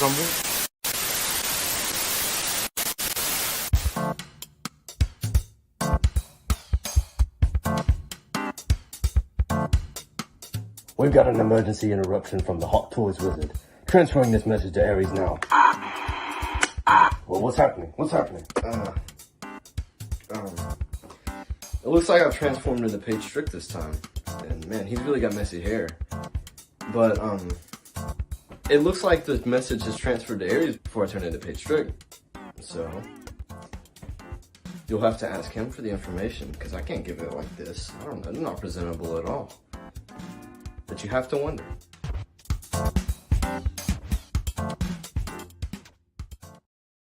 you got to love that wizard. That was Peyton from Pate Strick. Listen, he's been on a lot of our shows, and the Hot Toys Wizard has taken over his likeness. Make sure you subscribe to Pate Strick. He's got awesome content. He puts out great videos. And actually, a lot of people that was on the show that was actually an interruption that happened a while ago, but some people did not get to see that one for whatever reason. So go ahead. It just happened today, and the Hot Toys Wizard just decided to do that one again. Come on. But you never know the Hot Toys Wizard. Look, he took on the likeness of Pate Strick. Now, I've heard that Pate Strick has had, Anthony, no side effects whatsoever. Matter of fact, he feels fantastic. Well, I hope he never takes over me again, but never say never. I mean, I guess we'll have to see, man. But oh my God, yes. And my dude says the best scar kid. Bloodsport #1 goes, Hot Toys Wizard is everybody. It's the it's the Empire. Wait for it. Come on. Yeah, it's it's a lot of fun. It's a lot of fun. That would be great, dude. Could you imagine this Super Bowl commercial, Hot Toys Wizard? Dude, I know we're a small community, but if we were watching a Super Bowl and there was an emergency interruption like that, I think we'd all by the Hot Toys Wizard. Listen, if Hot Toys does that, they better come to me for approval, man. Because that's been my idea. Wouldn't that be a great marketing campaign for them? Oh, like if they were going to interrupt like a show or a car or whatever they wanted to do and do like a little interruption, and just the Hot Toys. It was like, oh, I got to get one of these Hot Toys, baby. Come on. It would be. That would be. What's Single Songwriter puts in? Like, subscribe, and share. It's the right thing to do. Much appreciated. Absolutely. Single Songwriter. Thank you so much for that. I love this community, dude. You know what's really cool? Like I'm seeing, I talked about this at the very beginning. You got like Will C, who's saying commercials for the Super Bowl are already hilarious. I can't wait to see some of the best ones. Big Dog Pound, Single Songwriter, The Collector, so many of these guys. I see them all over your channel. And I see them all over everybody's channel. Dude, it's a really, I don't know. I love this community. Just saying. Absolutely. I and that's the thing. And the community is very tight. And I firmly believe that everybody within the community, everybody watching, most other content creators, we tend to stick together and support one another. especially, from, anything from anything. Like if somebody's, says this or says that, the community knows, the community follows everybody, knows everybody, and enjoys specific people. So I love it. I love everybody here. Everybody knows, when they come to my channel, everybody's welcome. I try to chat with it's Yeah, an it's awesome, everybody's got each other's back. and I mean, honestly, we decided to come on today. We were talking about it earlier this week, and I was like, you know, I'm like, I'm not really watching the Super Bowl. And I was like, maybe I'll come on. I was like, because Will was having a show earlier. I wasn't going to do one at night. No one's having a show. I felt like, maybe I'll just come on. I was talking to you. You're like, you know what? I'm not watching it really either. There's a lot of Right. Hot Toys stuff. And we were just like, come on. It looks like a lot of people are either multitasking or just not into it. Beskar Kid goes, word Aries. Awesome. Thank you so much, Beskar Kid. Jason Cougar goes, Aries, love you, brother. Love you too, my friend. Someone said here, Dolly Parton, Islands in the Stream was a good one. Okay, well, now I'm interested in some of these commercials that I'm going to be seeing later. Word Anthony says, Beskar Kid. There you go. So all right, let's talk about this. JB says, awesome community. Absolutely, JB. So good to have you in here, Mm, buddy. All right, let's talk about this, dude. If the manual is up, in your opinion, I mean, honest mm. opinion, is that really any indication that this is closer to getting Yes. officially? Okay, Yeah. I'll why? just stop you right there. Yeah. Because they wouldn't put it up. You know what I mean? I'm not saying it's going to be like now. It'd be cool if it's tonight, but it's definitely coming like very soon. They don't do that. Like I said, I'm sure, as and anybody watching who's ever been in anything, it doesn't have to be 6 scale, but part of a team, part of a, you know, company, you guys all have scheduled tasks and you need to get things done. And this could be very well something that it's part of the workflow. Hey, make sure we get this done. We got to make sure we get this done. We're getting prepped for the coming week or the coming month. We're getting everything ready to be rolled out. This wasn't accidental. Okay, they log in, they deliberately uploaded the PDF. There's a reason for it. Whether or not she's coming tonight, I don't know, but she's definitely coming very, very soon. About Future puts up in here as we stay on this Ahsoka, which we're about to spill our coffee over. About Future goes the community. Great escape from the day-to-day hassle. I tell you what, Anthony. One of the things I love about doing this is you got a lot going on in your life. I've got a lot going on in mine. Everybody's got a lot in the chat going on in their life. I know for me, and I don't know about you, and we'll go back to Ahsoka in a little bit. Mm. I collect Hot Toys.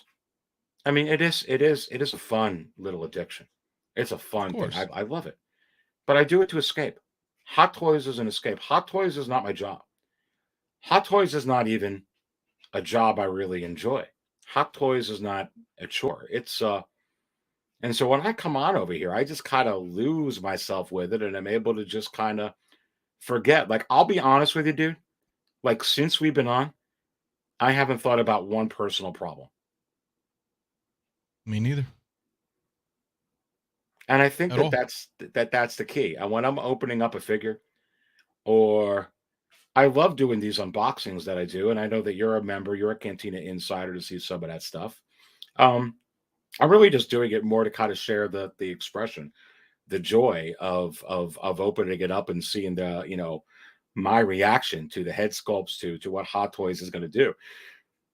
But man, I mean, I, and I was bringing this up earlier this week on the show.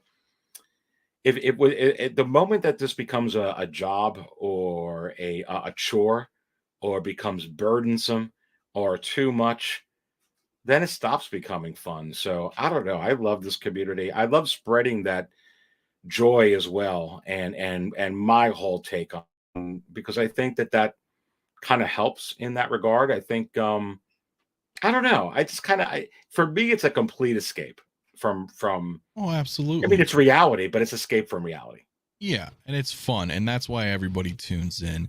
And at the end of the day, no matter who you are, you're a content creator. It's called YouTube for a reason. You know what I mean? And it allows you to express yourself, have fun, be creative, have an escape, you know, communicate your passion with others. And, you know, that's what it's all about, man. That it shouldn't become a burden. It shouldn't become toxic. It shouldn't become competitive.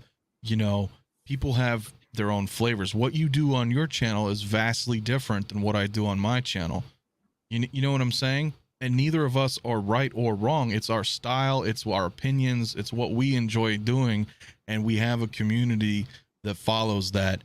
And I'm telling you guys right now, I know this firsthand, especially from some things that I had mentioned last night.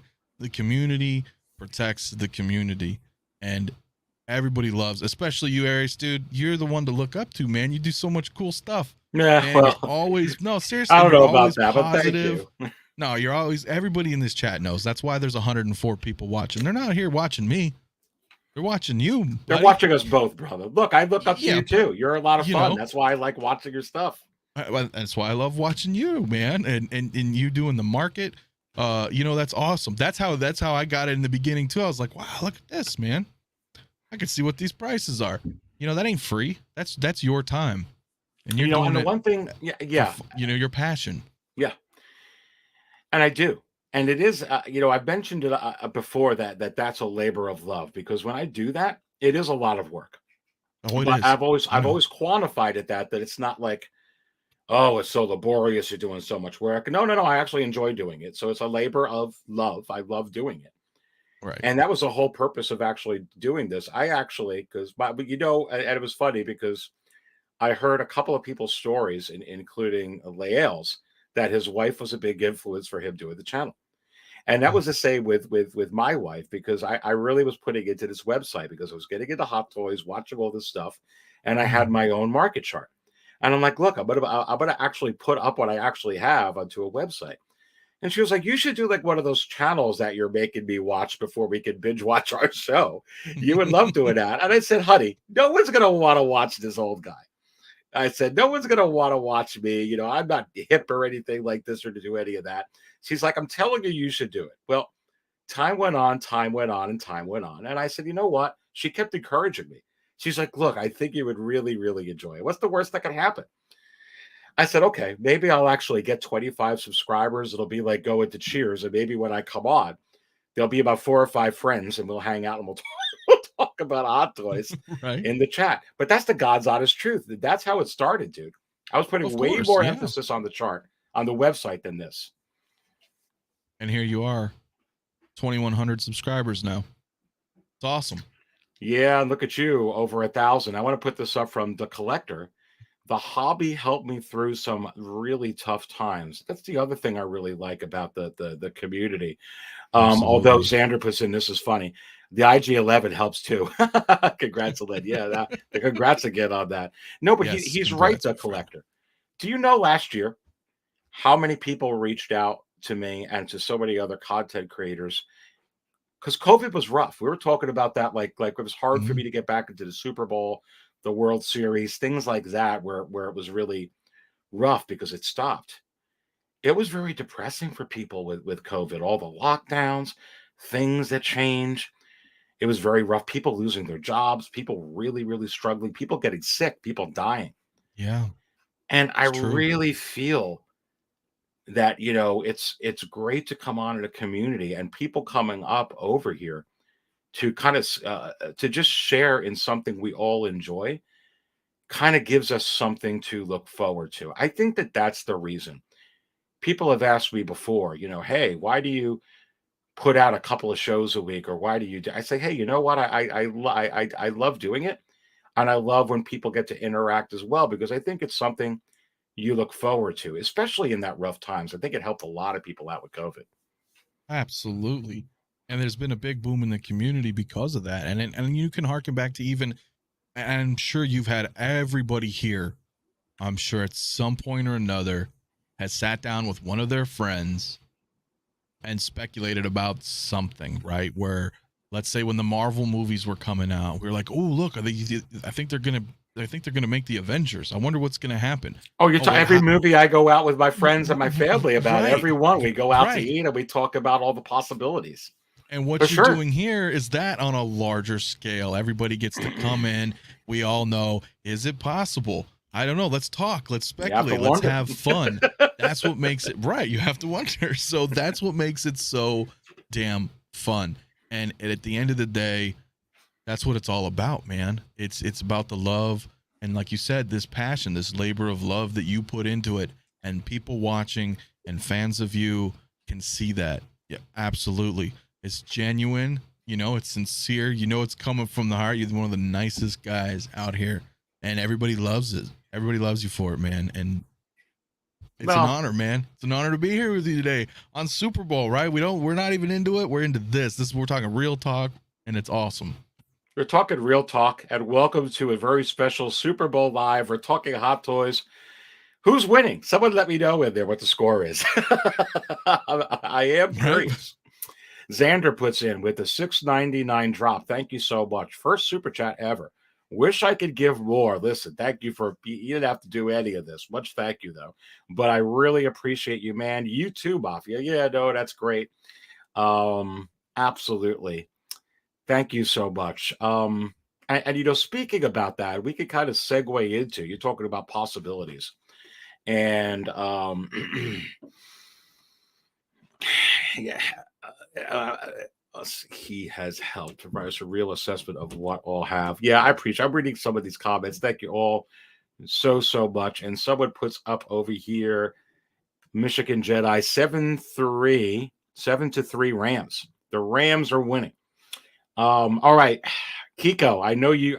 Is it possible then that we're going to get a touchdown from the Bengals and they're going to go up 10-7? You have to wonder. Big Dog Pad puts up with the $5 drop. Thanks for keeping it real, Aries. I appreciate you opening up like that. Yeah, you know, it's I love telling the stories about how my wife encouraged me to do this. I mean, I couldn't do any of this without her support. I mean, you know this, Anthony. How many late shows are, you know, sometimes we're on, we all got family or this or that, and they're very understanding because it is a thing that we love, that we enjoy.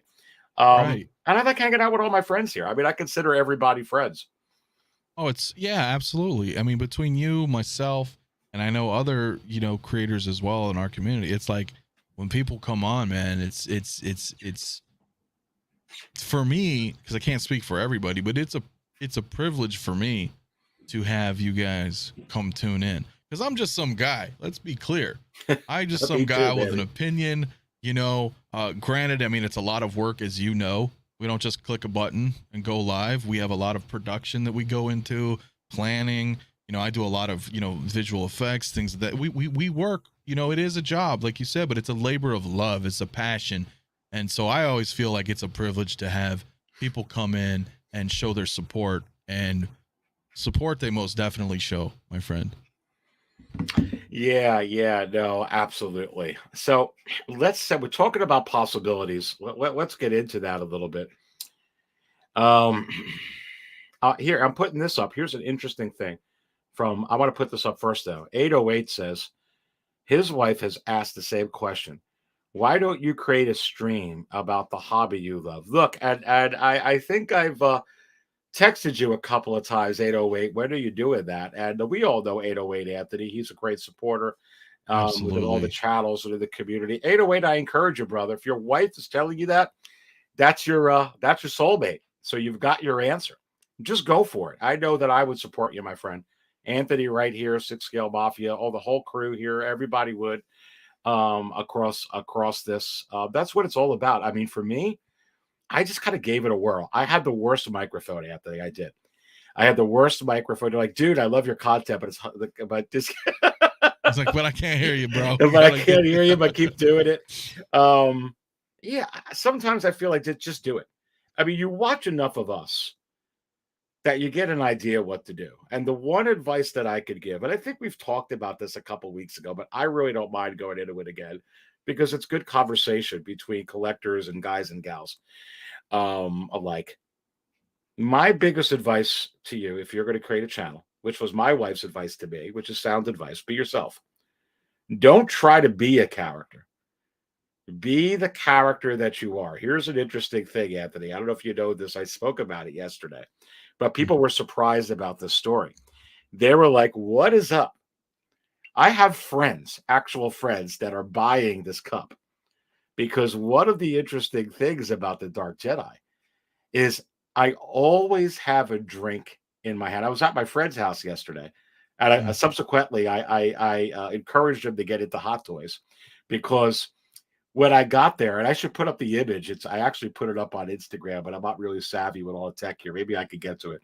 But they as soon as I came over, we were talking about hot toys. I didn't do the show last night, but I'm talking for hot toys for 2 hours before we got into other stuff because he brings up him and his daughter, who he's in college, just finished with college, a freaking Black Widow hot toy. And they're like, look what we got. And we're all sitting there. I had a cup of coffee. It was kind of funny. They were asking me all kinds of questions. They actually watched the channel. I turned them on to a lot of you guys as well because they're really into a lot of the Marvel stuff. And I'm eventually going to have them on one of the shows.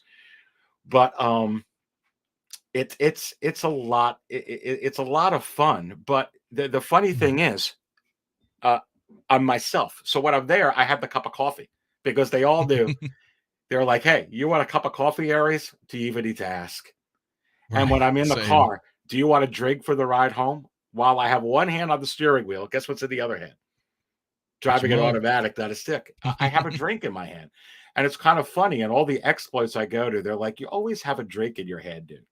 So it's kind of like, and of course, I've spilled the drink a lot. And so the point of bringing that story up is it's really me. It's Right. really me to spill this coffee stuff. So if you're going to try and come up with a shtick, just be you. That's what I tell my fighters too. They're like, I want to be engaging like Conor McGregor. I'm like, well, you got to be your inner animal. Just whatever comes out of you.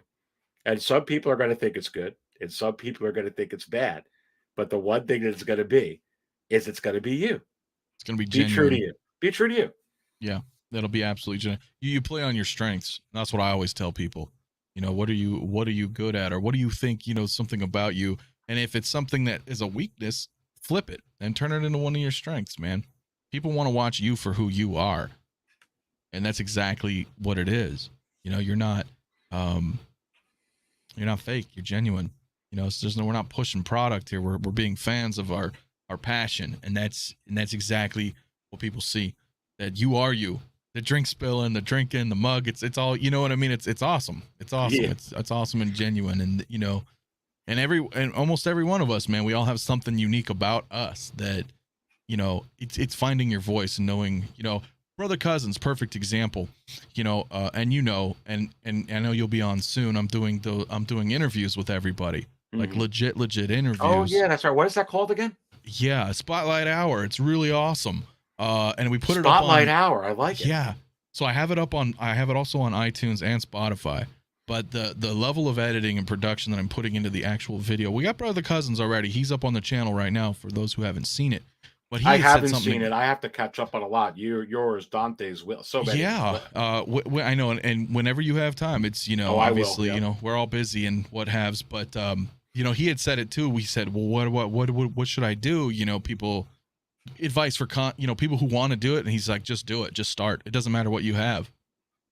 Just start and be yourself and be consistent. And you know what I mean? People are out there. People will watch you for you.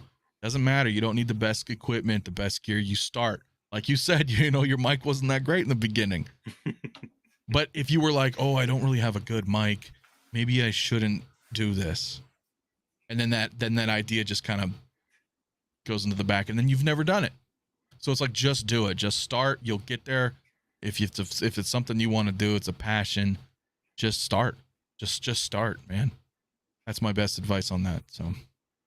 Yeah, I totally agree. And I think this is a wonderful community. And then someone like, 808 Michigan Jedi, there's actually quite a few that have reached out to us and have asked, hey, what do you think? And our response is go for it. The more the merrier, I personally think. And For me, it's a great outlet because I really enjoy collecting. I really enjoy Hot Toys. I really enjoy Star Wars. So go for it. And yeah, absolutely. And Jason Kugler puts it over here with the $20 drop. Thank you so much for your Jason's the support. man. Yeah, definitely the man. And he says, Aries, with your market watch, you have saved me plenty of credits. Imperial credits. Let's go. Thanks for all you do, brother. Yeah, And I'll tell you listen. firsthand, he's not BSing you because I know Jason, Hmm. and Jason brings it up a lot. And he looks and he gauges and he uses yours as a baseline, and he wheels and deals off of that. So it's You very, know, very true. It's very true. and I've talked to quite a lot of people, whether it's, from Fabio to Desi and from this one and that one, that's saying, hey, I use it all the time to go, as a gauge. And thank you so much. I mean, much appreciate that, Jason. Thank you so much for your support. I'm having a lot of fun, but right now it's 13-3. Ouch, 14-3. Looks like down by 10 points, down by a field goal and a touchdown. Very, very interesting. This is still the first half right there. This is the first half. Did we get to that halftime yet? Are we in the second quarter? Someone let me know in here if this is the halftime score, or it's got to be just halftime. I don't know. I would think it's not halftime yet. Let me know in there. Bengals have been here before. Not worried. Nah, it's never over until it's over, and that's why you play the games for sure. Possibilities here. Here's something that I really think. Second quarter says we'll see, and 808, Mm. and be real. Awesome. I have a feeling we could get this when we wake up tomorrow morning, or we can get this week. I mean, they put up the manual. I'm just being honest. I don't think that they set that up for three or 4 months ahead. What the date Mm-mm. today is February 13th, right? Yep. So on Sideshow, I believe that they still have, and they've changed this, I think, several times, Anthony, which is going to hopefully help mark the point that I'm trying to make. Expected to ship February to March.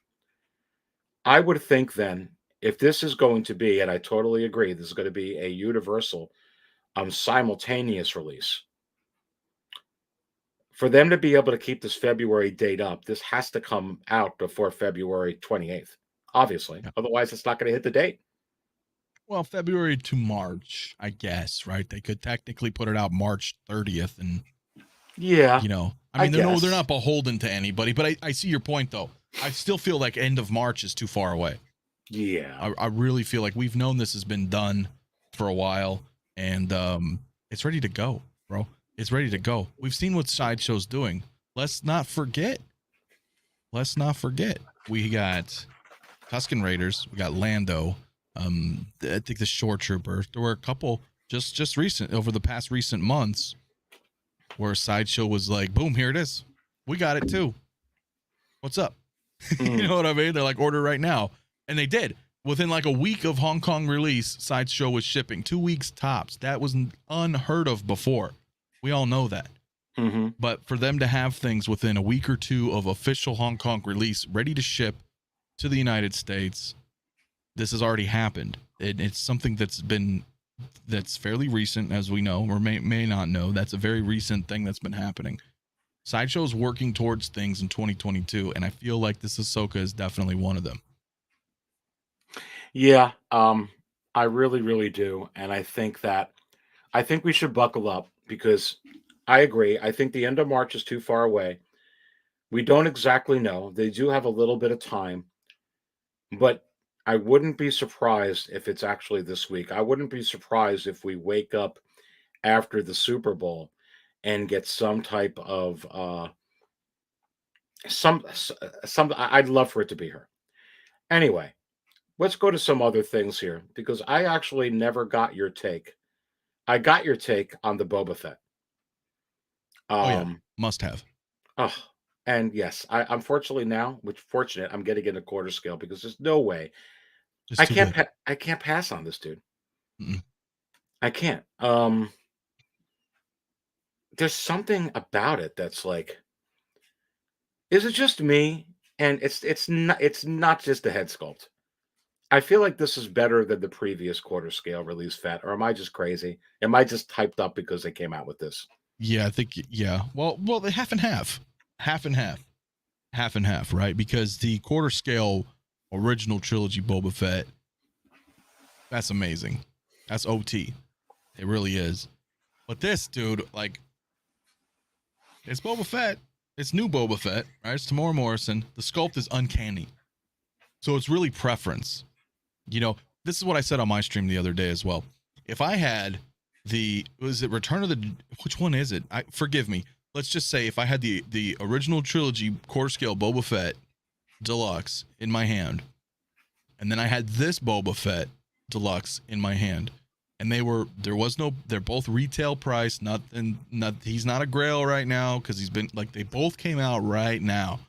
And I said, Aries, which one do you want? So the value doesn't pertain. They're the same price. It's not about the money. It's about which one. I have both of these right now. You can only choose one. And what would you choose? I can answer that. You know what I do? I would choose what we're going to learn that Grogu did. I'm going to choose both. Because here's the thing. The Force works. Yeah, that's not how the Force works. That's awesome, dude. Oh my goodness gracious. Because look, I mean, well, here's the point. I'm going to get this. I'm going to get this. But now you bring up a great point, and I talked about this on the show I was on with you. There's no way I can't get the core. I know we're talking about Darth Vader. There's no way I can't get the OT Boba Fett now. To answer your question, I can't. I guess the thing is, I have to have the OT one because the OT for me is where it's more at. Connection. Yeah, it's got even more connection. You're right. But I gotta have them both, and now I gotta play this for you since you brought up that's not how the Force works. Because here you go, I'm gonna play the next part of it for you. Oh, really? You're cold? Hell yeah. But no, you're right, because as Jason in the chat also pointed out that quarter scale is $600 to $700 right now, the original Boba. So obviously mine is like a pretend situation. I don't have it, and there is a secondary market. So with that said, it's kind of out of reach right now for most. This, however, is not, and it looks amazing. Yeah. What do you think of this base? I mean, I wouldn't mind buying it with this base. That's fine. But I think I there's no way for me. I have to have the. Let's see if I could go to it. I have to have the deluxe. The base is too much of a game changer. Yeah, that's just a plain Jane base right there. But for $500, that's not bad. You're paying a little over an Iron Man for a quarter scale, which is not fair. I think that's a great deal. Now, do you want the base? I mean, let's be real here. You're getting this figure because you want Boba Fett. So most people, I think, would be happy with the $500 price range for the standard edition. Now, moving on to this deluxe, I think this base is ace. I do. It's not busy, which I like. I feel like the Mandalorian quarter scale base got a little too much going on. I think it's beautiful. Yeah, it's epic. It's definitely crazy. Right, but a little too much going on. This, I want, here's the thing. This Boba looks amazing. I would pose him without the helmet. I'd probably just have him holding the helmet, having a pistol, something. I want to showcase this sculpt. It looks so freaking good. So, I don't want my eyes to go down to this crazy base. It's like a party down there. This looks perfect. This gives you what you need. It's simple, but it's still elegant to me. It's perfect. It's perfect. So and that's the thing. Like, I don't have the Mando. Will this, I don't know if this is going to persuade me into getting the Mando. It's not because I'm trying to be like, I don't want quarter scale. No, it's not even that. I have quarter scale Vader, and you can see him. I know it's hard on our screen, but he does not have his helmet on. I have the head sculpt because it's phenomenal in quarter scale. This is the same thing. And I would prefer my preference is to have quarter scale Star Wars. I know it's kind of dark. What area is right there? It's kind of dark up there, but I prefer to have quarter scale with head sculpts personally, because you can really see them and they look phenomenal. And I swear, when I have this Mando, or I'm sorry, Boba, and even though it's not technically, I mean, it'll still fit. But if I have him next to that Vader, that's gonna look sick. See, that's a good point. You know, You've influenced me now, because I was convinced I wanted to get the base, but now I'm thinking, boy, that head sculpt is, man, dude. that's the show right there. That's Come the show. on. Your eyes are gonna go whoop right to that. Man, dude. I mean, and here's the thing for me. I have to have this. So I'm going to be, the Vader is the first on my list. I want to get, obviously the Mandalorian. And I guess I'll have to keep the Boba Fett, the previous one, on my radar, because that's just how I am. I'm going to go down a rabbit hole. I'm going to want them Of all. course. Yeah. But man, that's money. You bring up a good point, because I really do want that base because it's hot. But to save money, to go after that quarter scale Boba Fett, if I don't get the base, because everybody's eye is going to go to the head sculpt, you could save some good money. It's a good way to put out, to put it through. I do love this base, though. It is pretty nice. It is pretty nice. It is really a matter of budget, right? Because you're right. If you look at it with shipping and the cost difference, you're saving estimate of $120 to $140 getting the standard, right, versus the deluxe. So if it's a matter of, kind of penny pinching, you know what I mean, then you have to ask yourself, is it worth it for me right now, and to just get the standard, and now I have an extra $100 or so that I can put towards something else, like you said, like hunting down the first quarter scale, the quarter scale 03 Boba Fett. So it but then it's hard for me too, because I look at it like, well, shoot, I'm already spending $500. If I could just put down the other 100-ish, then maybe it's hard, right? That's the problem with the collecting, because then you're like, do I want to skip? And because you're not going to go buy this base later. You know what I mean? Because you're going to buy another figure instead. yeah, right. I mean, so it's like, do I get a base for my quarter scale, or do I buy this Ahsoka that just came out? It's almost like get it now or don't get it. Yeah, exactly. So you really have to decide. Yeah, the one good thing about it is I feel like if you're going to do that, you may be better off whatever decision you make to stay on that road. Because let's say that you start going down the road of getting it with the base. That would probably mean that every quarter scale that comes out subsequently, you're not going to want it to look a little bit off. You're going to get the base with every quarter scale henceforth afterwards, right? Correct. Vice versa.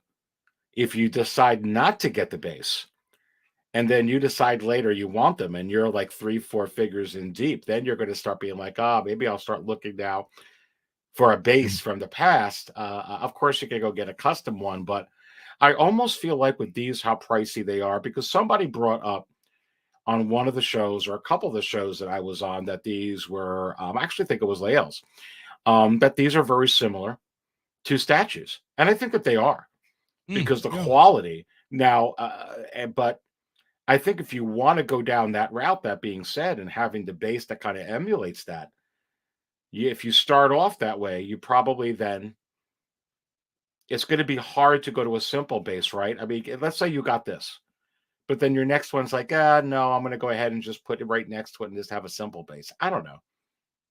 I think you may want to go with the bigger one again. So I think you kind of have to make your decision. I feel like with 1/6, you got more versatility. Does that make sense? Absolutely, because quarter scales are big.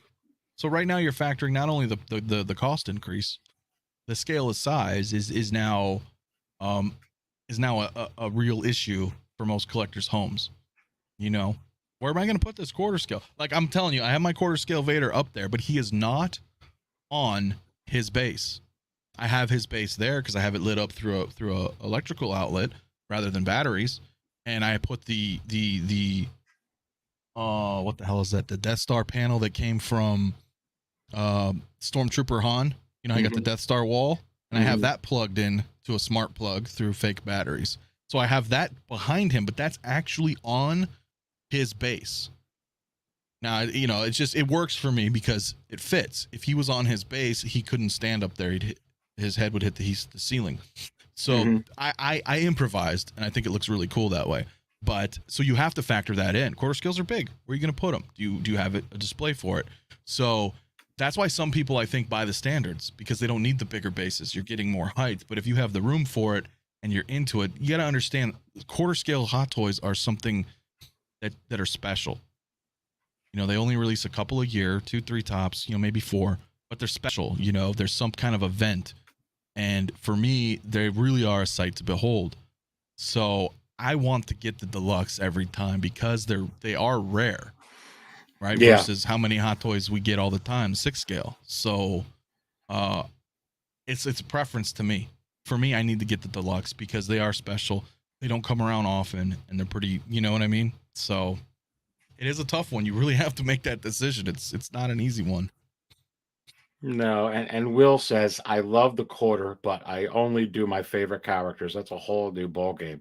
He's right. And really the only reason I'm considering it is because there's not that many for Star Wars. Mm-hmm. Right. And since I'm strictly Star Wars, at least right now, I could see myself doing it. It's still going to be hard because that's pricey.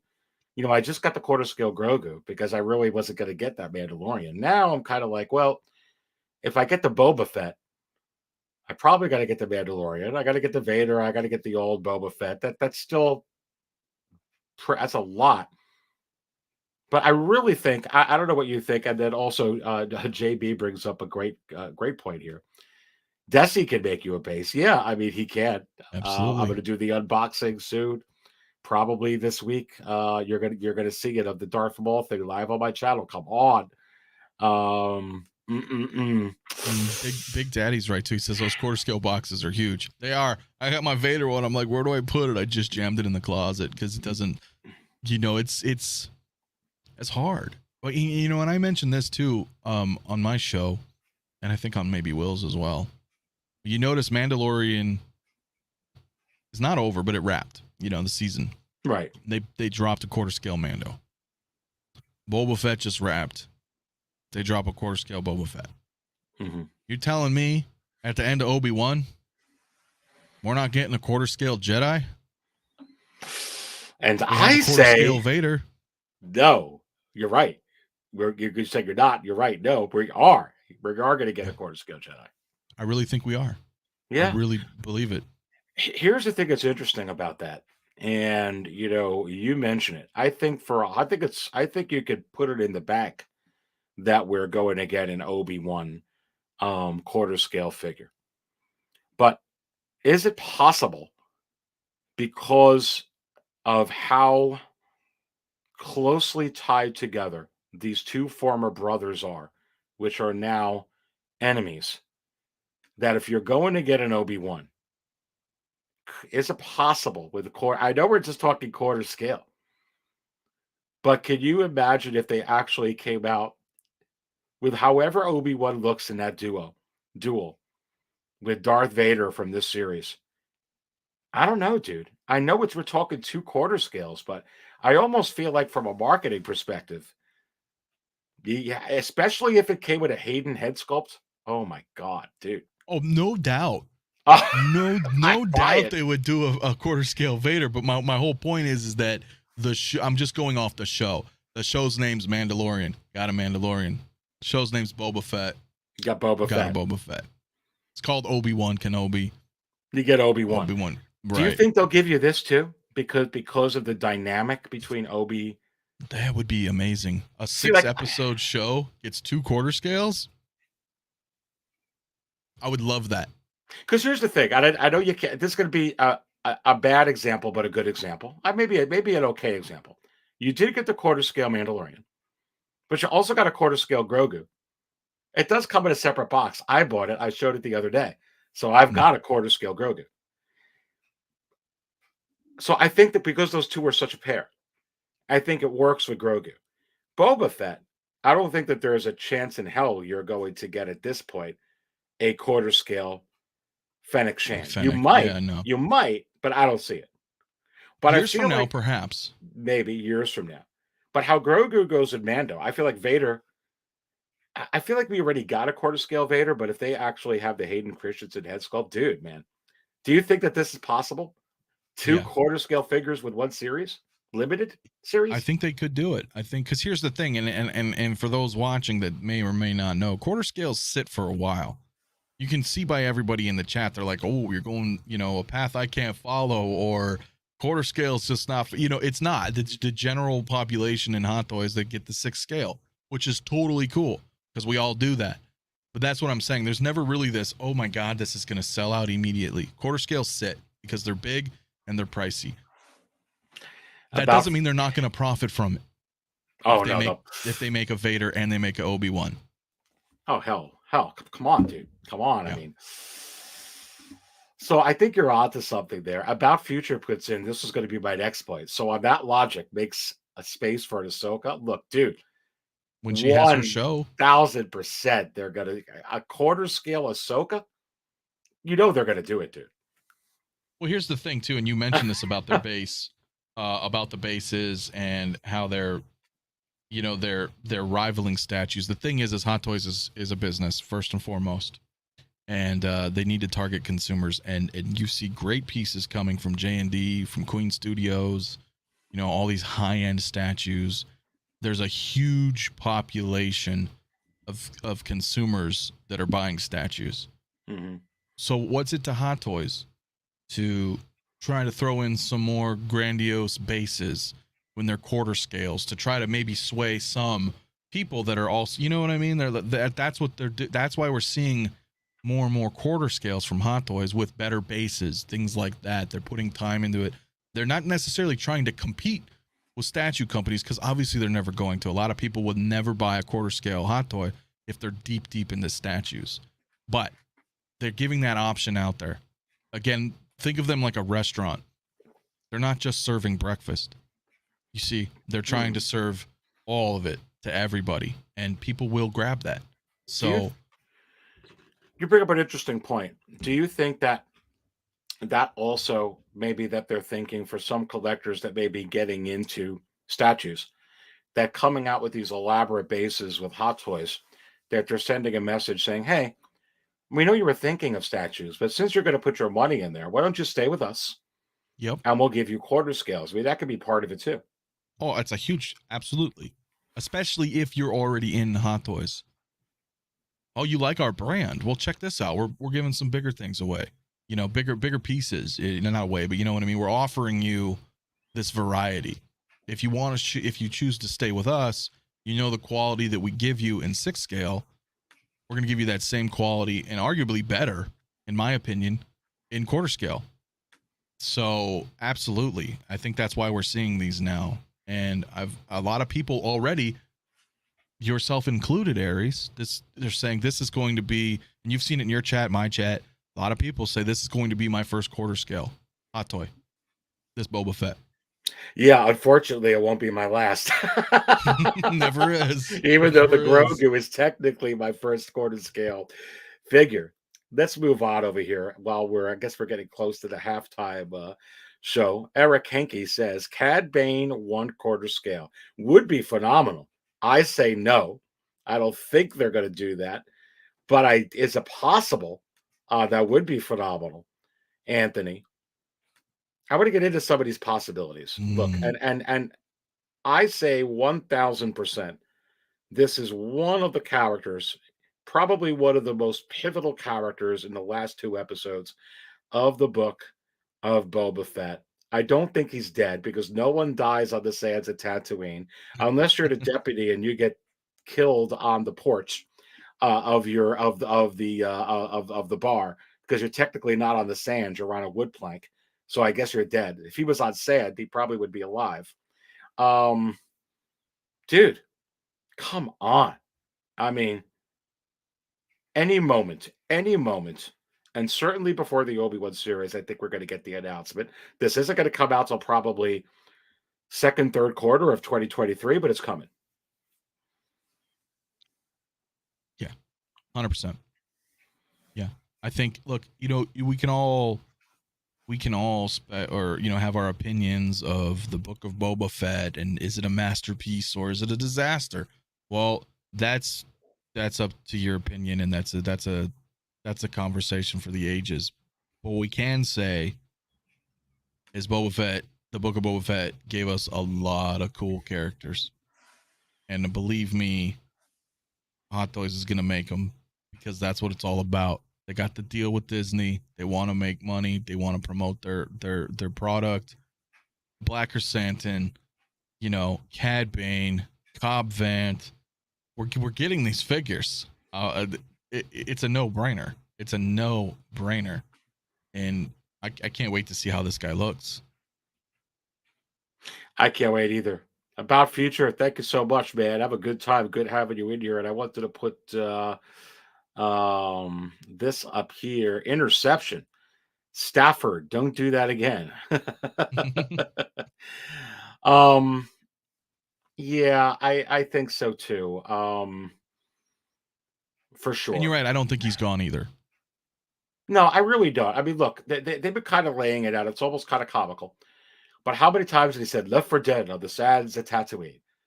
And like I said, if you die like in the balcony, or it's like, but if the sand touches you, it's like the sand has Hot Toys wizard magic.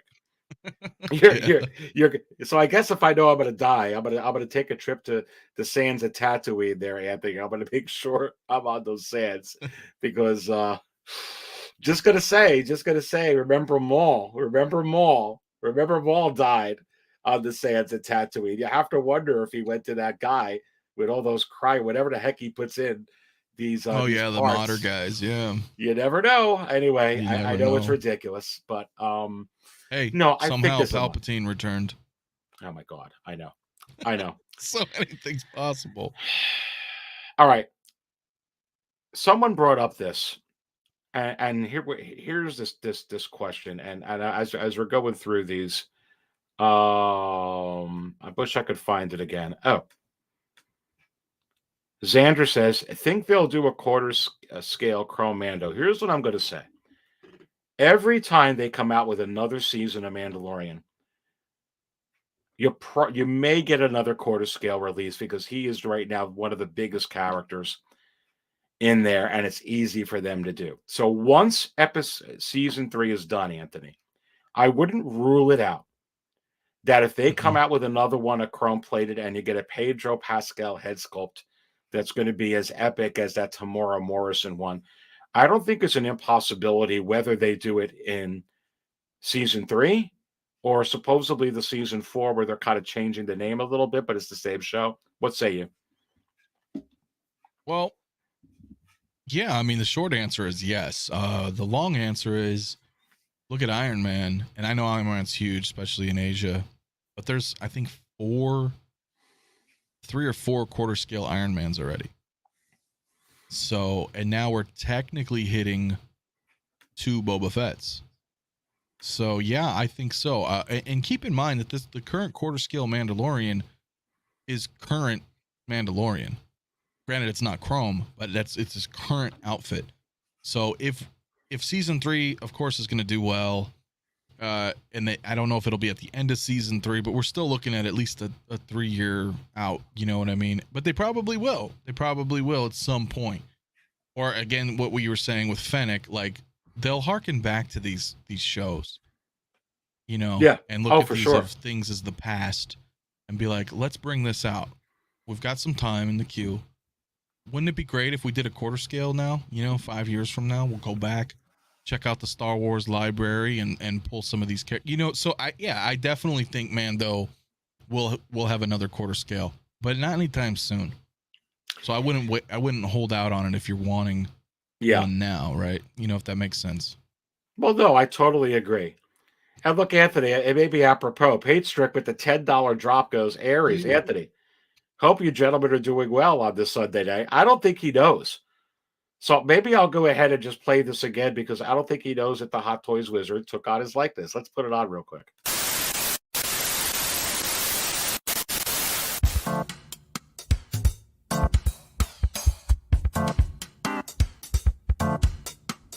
We've got an emergency interruption from the Hot Toys Wizard. Transferring this message to Ares now. Well, what's happening? What's happening? It looks like I've transformed into Page Strict this time. And man, he's really got messy hair. But, it looks like the message is transferred to Ares before I turn into Page Strict. So, you'll have to ask him for the information, because I can't give it like this. I don't know, it's not presentable at all. But you have to wonder.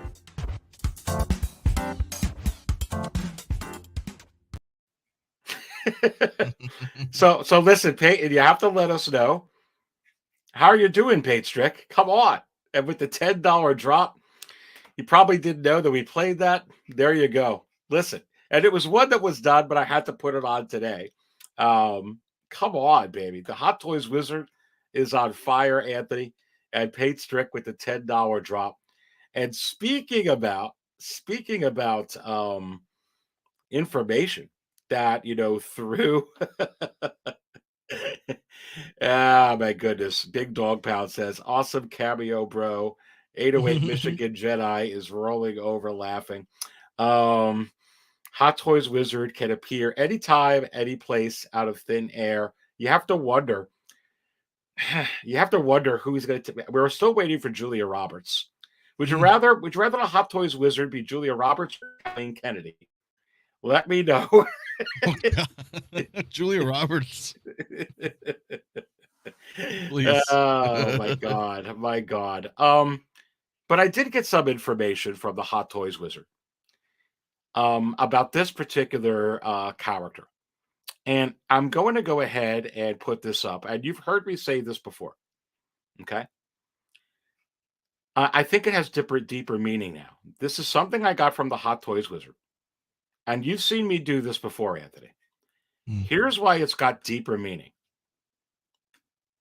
We actually saw R2-D2 on that, on that island here with this little guy, where he was doing all the Force stuff with Luke. Again, the two little guys in the same place together. And then in Chapter 7, who drops Grogu off? The pilot is R2-D2. So you have to wonder. Some people have even speculated that maybe Grogu was inside R2 and R2 helped rescue him off. Who knows? We're going to find out regardless. We already talked about that later. But the one thing that's troubling me is when you and I both buy the Luke Skywalker and Grogu from the Mandalorian Season 2 finale, and we both buy the Pedro Pascal head sculpt chrome-plated Mandalorian from the finale, which is really how that head sculpt, it's somber. It's really built for that. Right. What R2 are we going to use? The one from Force Awakens? The OT one? I feel like this is the missing piece. So I really feel like we need to buckle up. And the other thing is, and I brought this up yesterday, these particular these R2s within the secondary market, they are absolutely berserk. And I could pull up so many of these. Here's one right here. I already pulled it up Look at yesterday. There's another one, $500 I could put up. I don't got to belabor it. But listen, dude, I think there's two things you got to put together when it comes to Hot Toys, and they don't like to give money away to eBay. The character's relevant. The character's a missing piece. The two things you got to pre-order. The character's going for over $500. Is there really any way they don't come out with this year, announce it anyway? No, I don't think there's a way that they wouldn't, because you're right. You're absolutely right. And the thing is it's not even a reissue. They branded either Mandalorian or they branded Book of Boba Fett. Hell, they throw in a Grogu. Why not? They're little They plastic probably guys. will. Yeah. And there you go. And we get an R2. Now, it won't be that. It won't be deluxe. He's not going to have all his doodads and, coming out of him, but that's okay. That's okay. It, like you said, it's the missing piece for a lot of these displays that people are going to want to do. And what do? They search eBay. They spend $507.37 on an R2, and Hot Toys sees that, and we all know that. We see it time and time again. Nightmare Batman, they did it. They did the most recent Iron Man or War Machine, reissue, because that thing was going for a lot. And again, you're right, it's relevant. Look, $501. It's what they're going for. I mean, it's just, yeah, I feel like it's coming. Do you think there's any? I guess there always is a chance. So, but I just really feel like it's going to come with a Grogu. I Yeah, really why do. not? I mean, Everything's coming with a Grogu. they'll probably say R2, D2, and Grogu, just like they say. Man, I'm looking right at the box right here. What is it? Mandalorian and Grogu, Yeah. or the child. Mandalorian and the child. Mandalorian and Grogu. Come on. I mean, Yeah. Or they could yeah. even do, which I don't think they will, because I just don't think they would. I think it would be amazing if they did, but they could redo Luke Skywalker from Book of Boba Fett and throw it on R2. Yeah, this is interesting. Jason Kugler puts up Tobashi Nation's R2. I had a chance to actually pick one up, believe it or not, some time ago for just a couple $100, and I did. I went with another figure, and I actually did some research. My problem with the Tobashi Nation's R2, and I really don't have a problem with it. Why does it have all those little holes, pinholes, those little rivets all the way around it? And I did some research, and apparently in one part of the scene in A New Hope, that's actually how he looked. And then in other parts, it was clean and didn't have that. It's real interesting. That almost makes me want to pick it up because I feel like that's the only one that accurately represents that scene. Maybe Jason knows about that and could put something up or somebody Mhm. in there about why those. You know what I'm talking about, Anthony? Have you ever seen that Tabachi Nations one? Yeah, so they really just kind of I don't know enough, but I do. I mean, enough for frame of reference that I do understand they did that. It's like they just took that specific scene and recreated that.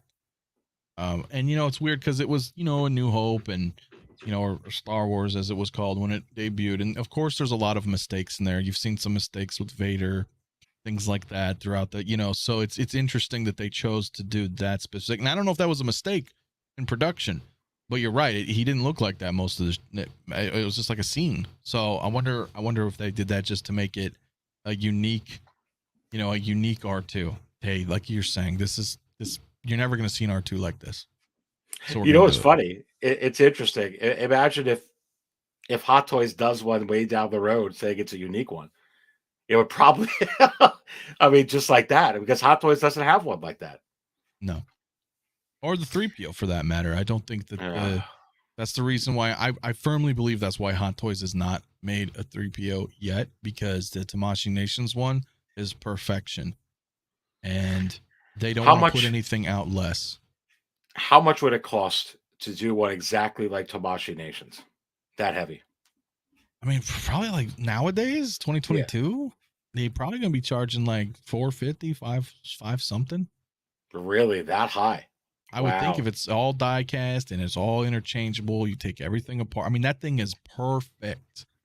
Yeah. And Hot Toys doesn't want to put out anything that's less than that. So now I think they're looking at it like, damn, they really showed us up on this one. We can't put out anything that's substandard of that. They set a precedence right there, Tamashii Nations. So who knows? It could be cheaper. I just feel like with Hot Toys, the engineering that they're going to put into it and the effort that they put into him, also, does it outweigh it because it's C-3PO? So I think they may look at it like, well, he's a droid. It's going to cost a lot to do. It's going to cost a lot to buy. Are people going to buy this being C-3PO at that price point? So I think that's kind of why and they showed 2 prototypes, remember? We've seen not one but two separate 3PO prototypes. So I don't know. I don't know what they're doing. I hope to God at some point we get one. And honestly, it doesn't have to be Tamashii Nations. You don't have to take it all apart. I'd pay $400 to $500 for one, because to get the Tobashi Nations one right now, it's like between $800 and $1,000 now to get that. Yeah. But 500 be steep. If they could do it like 450, I mean 400, I'd be all in. Yeah, I'm saying I think it would be at least 4, because it would be, if they went all diecast like if that. they're going to match Tobashi Nations, yeah. Yeah, and that's more diecast than an Iron Man. So yeah, it'd have to be. You know, that's What a if it tough was one. only die cast like an Iron Man? Then probably more like In the 375. 375. I could see that. I would buy one at 375. Oh hell yeah. Yeah, no problem. I No mean, problem. Popsic puts in, is it possible that I'd rather watch Aries than to see a silly football game? And I say yes. Who's doing the halftime show? I used to love the WWF halftime show. Got to see Hogan face the earthquake or something like that. That was back in the good old days. Maybe they're having Bud Bowl. I don't know. But Popsic, thank you so much, my man, with the $5 drop. And Anthony, you have to wonder, is it possible that TY, it's Popsic, is sitting at table 5 with little Grogu right now during the Super Bowl? And I say yes.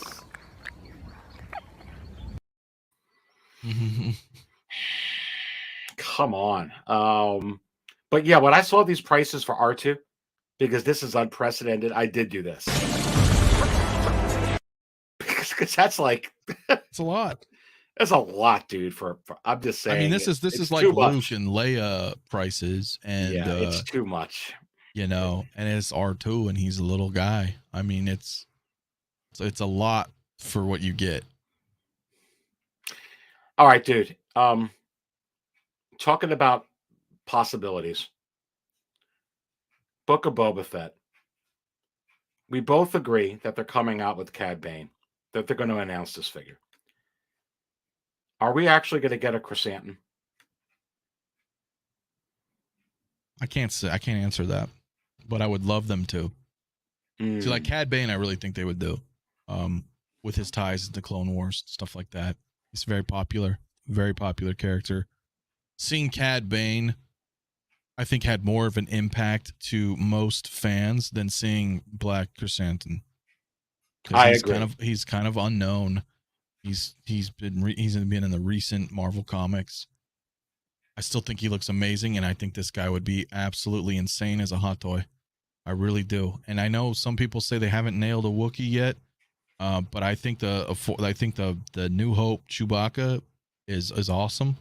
And I know you really enjoy the Force Awakens one with a little bit of futzing and playing with the hair. I mean, I don't agree with people who say that. I think the Wookiees are okay. I think they're more than. I love my Chewbacca. I've showed them to you, but I love that thing. So I think it's definitely within their means that they can create the Black Chrysanthemum, and I think he would look mean, man. I mean, he would look mean, dude. He would look so cool. I feel like two of the characters. No, I agree, and I think it's iffy on Chrysanthemum. I know Bane's. I've already heard from Hot Toys Wizard on Cad Bane.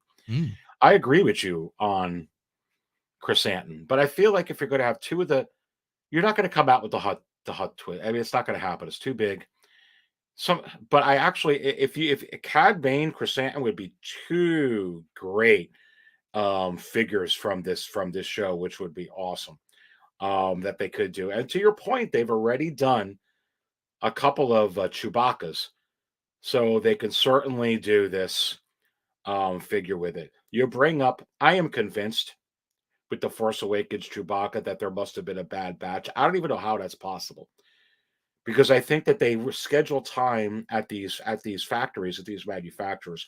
Maybe they had time where they scheduled one and then they had to stop, and then they continued production elsewhere. Maybe they were doing it with some that came in the 2-pack. Then they're like, okay, let's make them single. I don't know what the answer is, to be honest with you. I feel like there was a bad batch. Kind of like, did you ever get like those can of olives, and then all of a sudden a couple of cases you got like they're all bad, but then you open up all the other ones, they're all, I don't know, maybe just had a bad batch. Yeah, it's possible, totally. But it I is. don't know. It's really that happened weird with Captain America. Endgame Cap, they had there was a production run that was like the shoulders were different than neck, and they had to fix it. And I don't know if they caught that. If maybe some people, I don't know. I've seen some horrible Force Awakens Chewies, but I've seen some really good ones too. So it's I don't know. Yeah, I've seen horrible Force Awakens Chewies. Like it looked like something horrible out of Sesame Street. Like, yeah, it's just some abomination. It just it doesn't look right. But I can only speak with my personal experience, and I have a New Hope Chewbacca, and I love him. I think he's a 10 Oh yeah, out it's of 10. phenomenal. I didn't have He it, but it looks looks phenomenal. he looks phenomenal. So there's no doubt in my mind that they couldn't make a black chrysanthemum, and he would be equally. He would, dude. They could, yeah. I don't know if it's likely, but we're gonna have to see in the next 3 weeks to a month, 2 months. They may announce him. I hope they do. Brother, this one, I'm going to put this up. Is it possible? I heard from the Hot Toys Wizard on this, but I actually heard from the Hot Toys Wizard on this a little bit ago. And now that you see this individual in the ending credit scenes, may I tell everyone here to buckle up for this figure that was already prototyped and teased by Hot Toys. It wouldn't surprise me that this is one of the announcements that we're going to see, maybe even this week. This is I wouldn't actually be surprised. I'm just being completely honest with you. If we get this, I actually think we will get this before Cad Bane, before we would get a chrysanthemum release. I think that they're sitting on this, and this is coming. I agree. I mean, look at what we saw before. This exact same photo, style and everything, even said Mandalorian on it, was Fennec. Mm-hmm. Then they announced her. Mm-hmm. Of course, she was rebranded as Book of Boba Fett, but it was the same story. This, remember, it wasn't that long ago. We were looking at Fennec just like this. Had her name, had the logo. They showed the tease. Same with Costco Reeves, same with Axe Wolves. We seen them, and then they became a reality. And hell, if they gonna make Costco Reeves and Axe Wolves, they have to make Cobb Vanth. They gotta make Timothy Oliphant. Now the question is, obviously they have this done. This is Boba Fett with some clothes. I get it. Are they gonna put it out as a Mandalorian? If so, does he come with a sculpt? Or could they even? I doubt it. But I would love to see this as a 2-pack. Personally, I'd love to see this right here, and then his martial outfit with the head sculpt as the second figure. But is he popular enough to warrant a 2-pack? I mean, I say yes, but so it's interesting to see how they're going to do it. If they put, are they going to put a sculpt with this? I mean, I'll take it, but it's tough. All right, I'm so glad you said that, because is it possible that I feel the same way you do? And I say yes as well, because look, obviously he was popular enough with the data that Favreau and Filoni had to use him for the much anticipated after credits scene, which people stick around for it to see during the credits what's going to happen. And my initial gut reactions in thinking about this through the Book of Boba Fett, and if he shows up, is he's definitely not a pivotal enough character to do a 2-pack with. But now you have to wonder. I think a lot of people, could you imagine if they put out this like this, just like this, and then on the other figure, it's how he looks here in the freaking Book of Boba Fett, and you can interchange. You could put that head sculpt. I don't know how they would do it. Maybe they would give you. I mean, it would be expensive. It'd be expensive, but I'd buy it. Well, the thing is, okay, and I see people mention this in chat as well, Paystrick, and I have said this myself. They could have the armor, because Mando has it too. And this is why I don't think it works right, because Mando can do it too. All his stuff comes off. It's Velcroed. But then you got all this black Velcro stuff all over him. So it makes me wonder how it would work, because Arkham Knight did this. In the Batman games, you had the Arkham Knight. You had Jason Todd. And they did it brilliantly. So, because he has 2 versions of himself. And he's all blue and he's all red. And the way they designed the figure was perfect, because you can take everything off. You take all the blue off and put all the red on. And it's literally, you had to buy 2 of these figures, because they are literally 2 different figures, but it's the same figure. So if they can do something very similar to that with this, but not make it look weird with Velcro, because no one's going to want to have their figure displayed with a bunch of black Velcro patches all over it. So I don't know, unless they engineer it where, let's say, okay, let's say that plate, the chest plate, the Boba chest plate is Velcroed in the back with that white, the white cloth, and that comes off. You pull the arms back, you slide the whole white thing off, you have an outfit underneath. So if they, like I said, if they engineer it right, they could definitely do it and give you basically 2 versions in one box. And I would definitely buy 2 of them. Wow, it's going to be very interesting. So if you had to make a call right now, and thank you, JB, Cobb Vanth with head sculpt and Boba armor, and I say yes. If you have to make a call right now, Anthony, which way do you think? I really believe I'm actually expecting this, if not this week, next week. How do you think they're going to come out with this? If you have to make a call right now. Well, like I was saying, if this piece comes off, because you can look at if you look at the shoulder pauldrons, they're attached to the white. Mm-hmm. Now I'm focusing on this white right here. Mm-hmm. So if you can Velcro the back plate off, and on the back is a Velcro that you can pull off, slide that all off. So now you're removing the neck, you're removing the shoulders, you're removing the chest armor, because that's all attached to that white right there. Mm-hmm. Mm-hmm. That slides off. Guess what you have? You got an outfit that's not doesn't have the Velcro on it. That's all one piece. So if I were them, that's what I would do personally, and give you that option, because again, that Arkham Knight figure, that was amazing to be able to do something like that, and it worked. You can have 2 completely different characters. The point is, they've done it, which means they can do it again. But this is what we're seeing this already. So will they just drop this and throw in a head sculpt and call it a day? I don't know. I don't know. We're going to find out real soon, baby. I will tell you that. I cannot wait. I totally agree. I'm putting this up from Jason. He was going to get us some information. I'll go to this screen here, Anthony.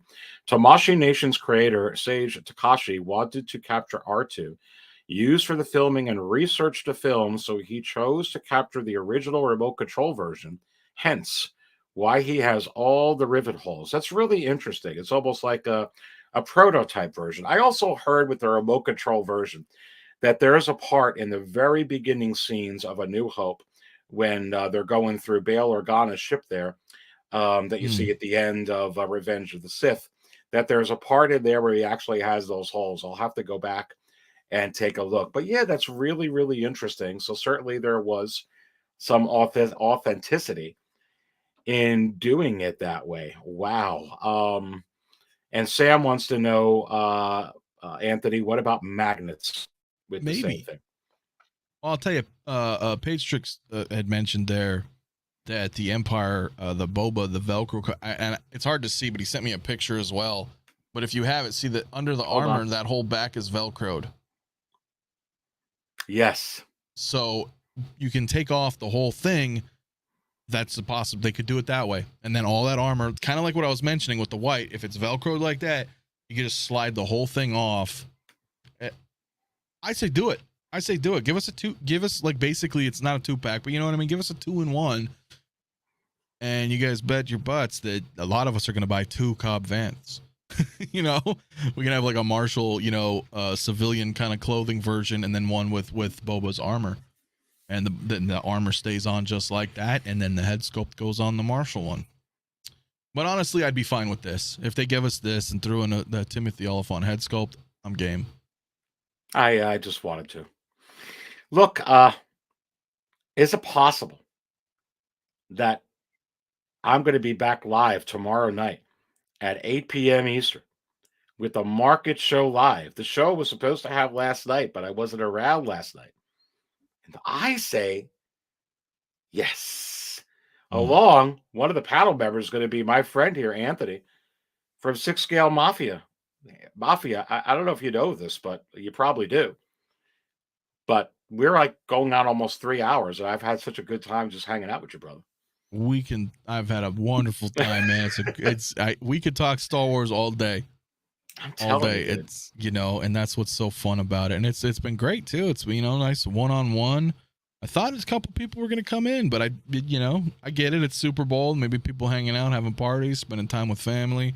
Oh, for But this was sure. great, man. I can't believe how many people have been in here during the Super Bowl and halftime and going into the. Mm, But I knew we'd get some in here, and it's been a lot of fun. So we all know we're going to be live tomorrow at 8 p.m. Eastern with the Market Show live. I do want to point out to everybody here, Anthony, and I know that you know as well. So mm, one of the things, if you like what you heard here today and you like what you hear here at Six Scale Cantina, you may want to consider becoming a Cantina Insider.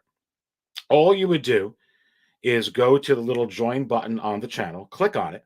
You see everything that it comes with. If you think you could benefit from it, you may want to consider joining. Now, one of the things I do want to point out, and Anthony's a member, he could tell you, just go to the sixscalecantina.com for a small preview. You could click on this little teal box here to the right, and you can see some of the things there, some of the batters for the many, many videos that are up. You see Insiders Live. So that's a new thing. And so you can see me just about every week. We go live. I'm going to go live this week with a special Insiders Only live show. And it's just with Insiders. We do a show like this. Sometimes it's just a half hour. Sometimes it's an hour and a half. The last one we had was almost 2 hours. Just we go live and we talk about a lot of expanded stuff. You get shows hosted by the Hot Toys Wizard. You get crazy unboxings. I mean, look at that picture there. It looks like Felicity Jones is hanging over my shoulder, baby. Come on. So you may want to consider becoming a Cantina Insider. We certainly appreciate your support here at Six Scale Cantina. And again, you may want to bookmark Six Scale Cantina because you get all the latest news on here for sure. But I'm going to be live tomorrow night at 8 p.m. Eastern. Anthony will be joining me. We'll have a full panel, Market Show Live. You don't want to miss it. Aries Tarrington Show this coming Wednesday at 6 p.m. Eastern. My special guest this week is hopefully going to be a very happy Kiko Collects. And Kiko, who's rooting for the Bengals, and I'm sure watching the Bengals right now, you have to wonder if we're going to have an awesome show. You don't want to miss that. Kiko Collects, Aries Tarrington Show, Wednesday, 6 p.m. Eastern. Market Show live tomorrow, usually live at Raw, but I had to switch it. Tomorrow, 8 p.m. Anthony, tell us a little bit what's going on. You had your giveaway. You gave away the IG-11. Duck Collector was the winner. What's going on, brother? Well, first, as always, thank you for having me on. Definitely enjoyed our conversations today. It's always a privilege to be here with you. We had a lot of fun at a very special Super Bowl 3-hour extravaganza, man. It's been really fun, man. It's been really fun talking shop about Star Wars and speculating. And so no, thank you for having me on for sure. What else is going on? Well, as you know, I had mentioned, I've been doing these spotlight hour interviews with everybody, other fellow content creators and members of the community as well. So, if there's something that you guys want to talk about or have something to bring and want to kind of talk and showcase and talk about your collection journey, that's kind of what we're doing. But we're starting with content creators. I've already done Brother Cousins. Got Fabio from Fob's Figures coming up. Will from Will Foxification. We got those guys that they're already been done. We've done it. I'm just doing the editing, and that's going to take some time. And those are coming. Aries, of course. I look forward to that. We're going to talk about Aries and his journey into content creating and collecting. So it's going to be awesome. Same with Dante, Desi. I mean, it's going to be pretty awesome. So I've really got that going. And again, that's on Spotify and iTunes as well. So between that and my streams on Saturday nights, hopefully I can get into a couple reviews soon now that I'm done being sick. And oh, God forbid. I mean, it's not a bad thing, but it's been busy. All this content work is busy. So I'm trying to find time for everything. And, but it's fun, man. It's fun. And, we talk Star Wars, we'll talk Marvel, we'll talk DC. We talk Hot Toys, 6 scale statues, you name it. So it's always fun, man. If you guys haven't already came over, I think everybody here, I recognize everybody in chat, so I appreciate everybody's support. But if you're new to it, come check it out, man, and make sure to subscribe if you're new here as well to 6Kill Cantina, man. I love being here, man. I love having our talks, man. So definitely check everybody out. Well, make sure you thank you so much, Anthony. Make sure you subscribe to this man, my good friend Anthony from 6Scale Mafia. Absolutely subscribe to him. And P Rock, I totally get it. Don't have to be sorry, wasn't able to get away in time areas. But listen, P Rock, is it possible he's on the panel tomorrow night? I actually think you are, P Rock. So hopefully we check him out there tomorrow. Love having P Rock on. Remember, tomorrow, Market Show Live, 8 p.m. Eastern. Yeah, you got a lot going on over there. I love your channel, dude. Thanks, man. Really, I love yours too. Yeah, but I mean, your production quality is really, really good. I know you make a lot of intros and outros for people. Yeah, you got good That as stuff. well, yeah. I'm so, yeah, you'll be hitting over 2K quick. We'll see, my friend. That would be awesome. I'm at 1046 right now, so just even hitting that 1,000 was great, man. And I mean, here's to 2K next, right? So I hope so. You to 2K, me to 3K. We'll just keep going, baby. We'll just keep going. We'll keep going. And I know when I hit 2K, I'm probably gonna do another giveaway as well. But we'll see when that time draws near. We're not there yet. Like I said, we're just over the first 1,000. But I would love that, man. And yeah, and the community, all this, I love. It's all fun. We all do it for fun. It's a passion, but it's great. And you're right. It's a lot of work. It's a lot of work, but it's a labor of love, man. And at the end of the day, I think people recognize that. Real recognizes real. So I appreciate every single one of you who tune in, subscribe, come in, and engage in the chat and the super chats. And everybody's been so amazing. Yeah, really appreciate you all. And Anthony, we'll continue this tomorrow night with a bunch of other people on the panel. I look forward to it, 8 p.m. Eastern, right here at Absolutely. 6Scale Cantina. For everybody, if you're going to watch the second half of the Super Bowl, enjoy it. The last call for coffee comes right now. I only got a little bit yet, serving this guy. And I'll end it like this. I don't always buy coffee out. But when I do, I buy from 6Scale Cantina. Stay thirsty, my friends, and see you tomorrow night.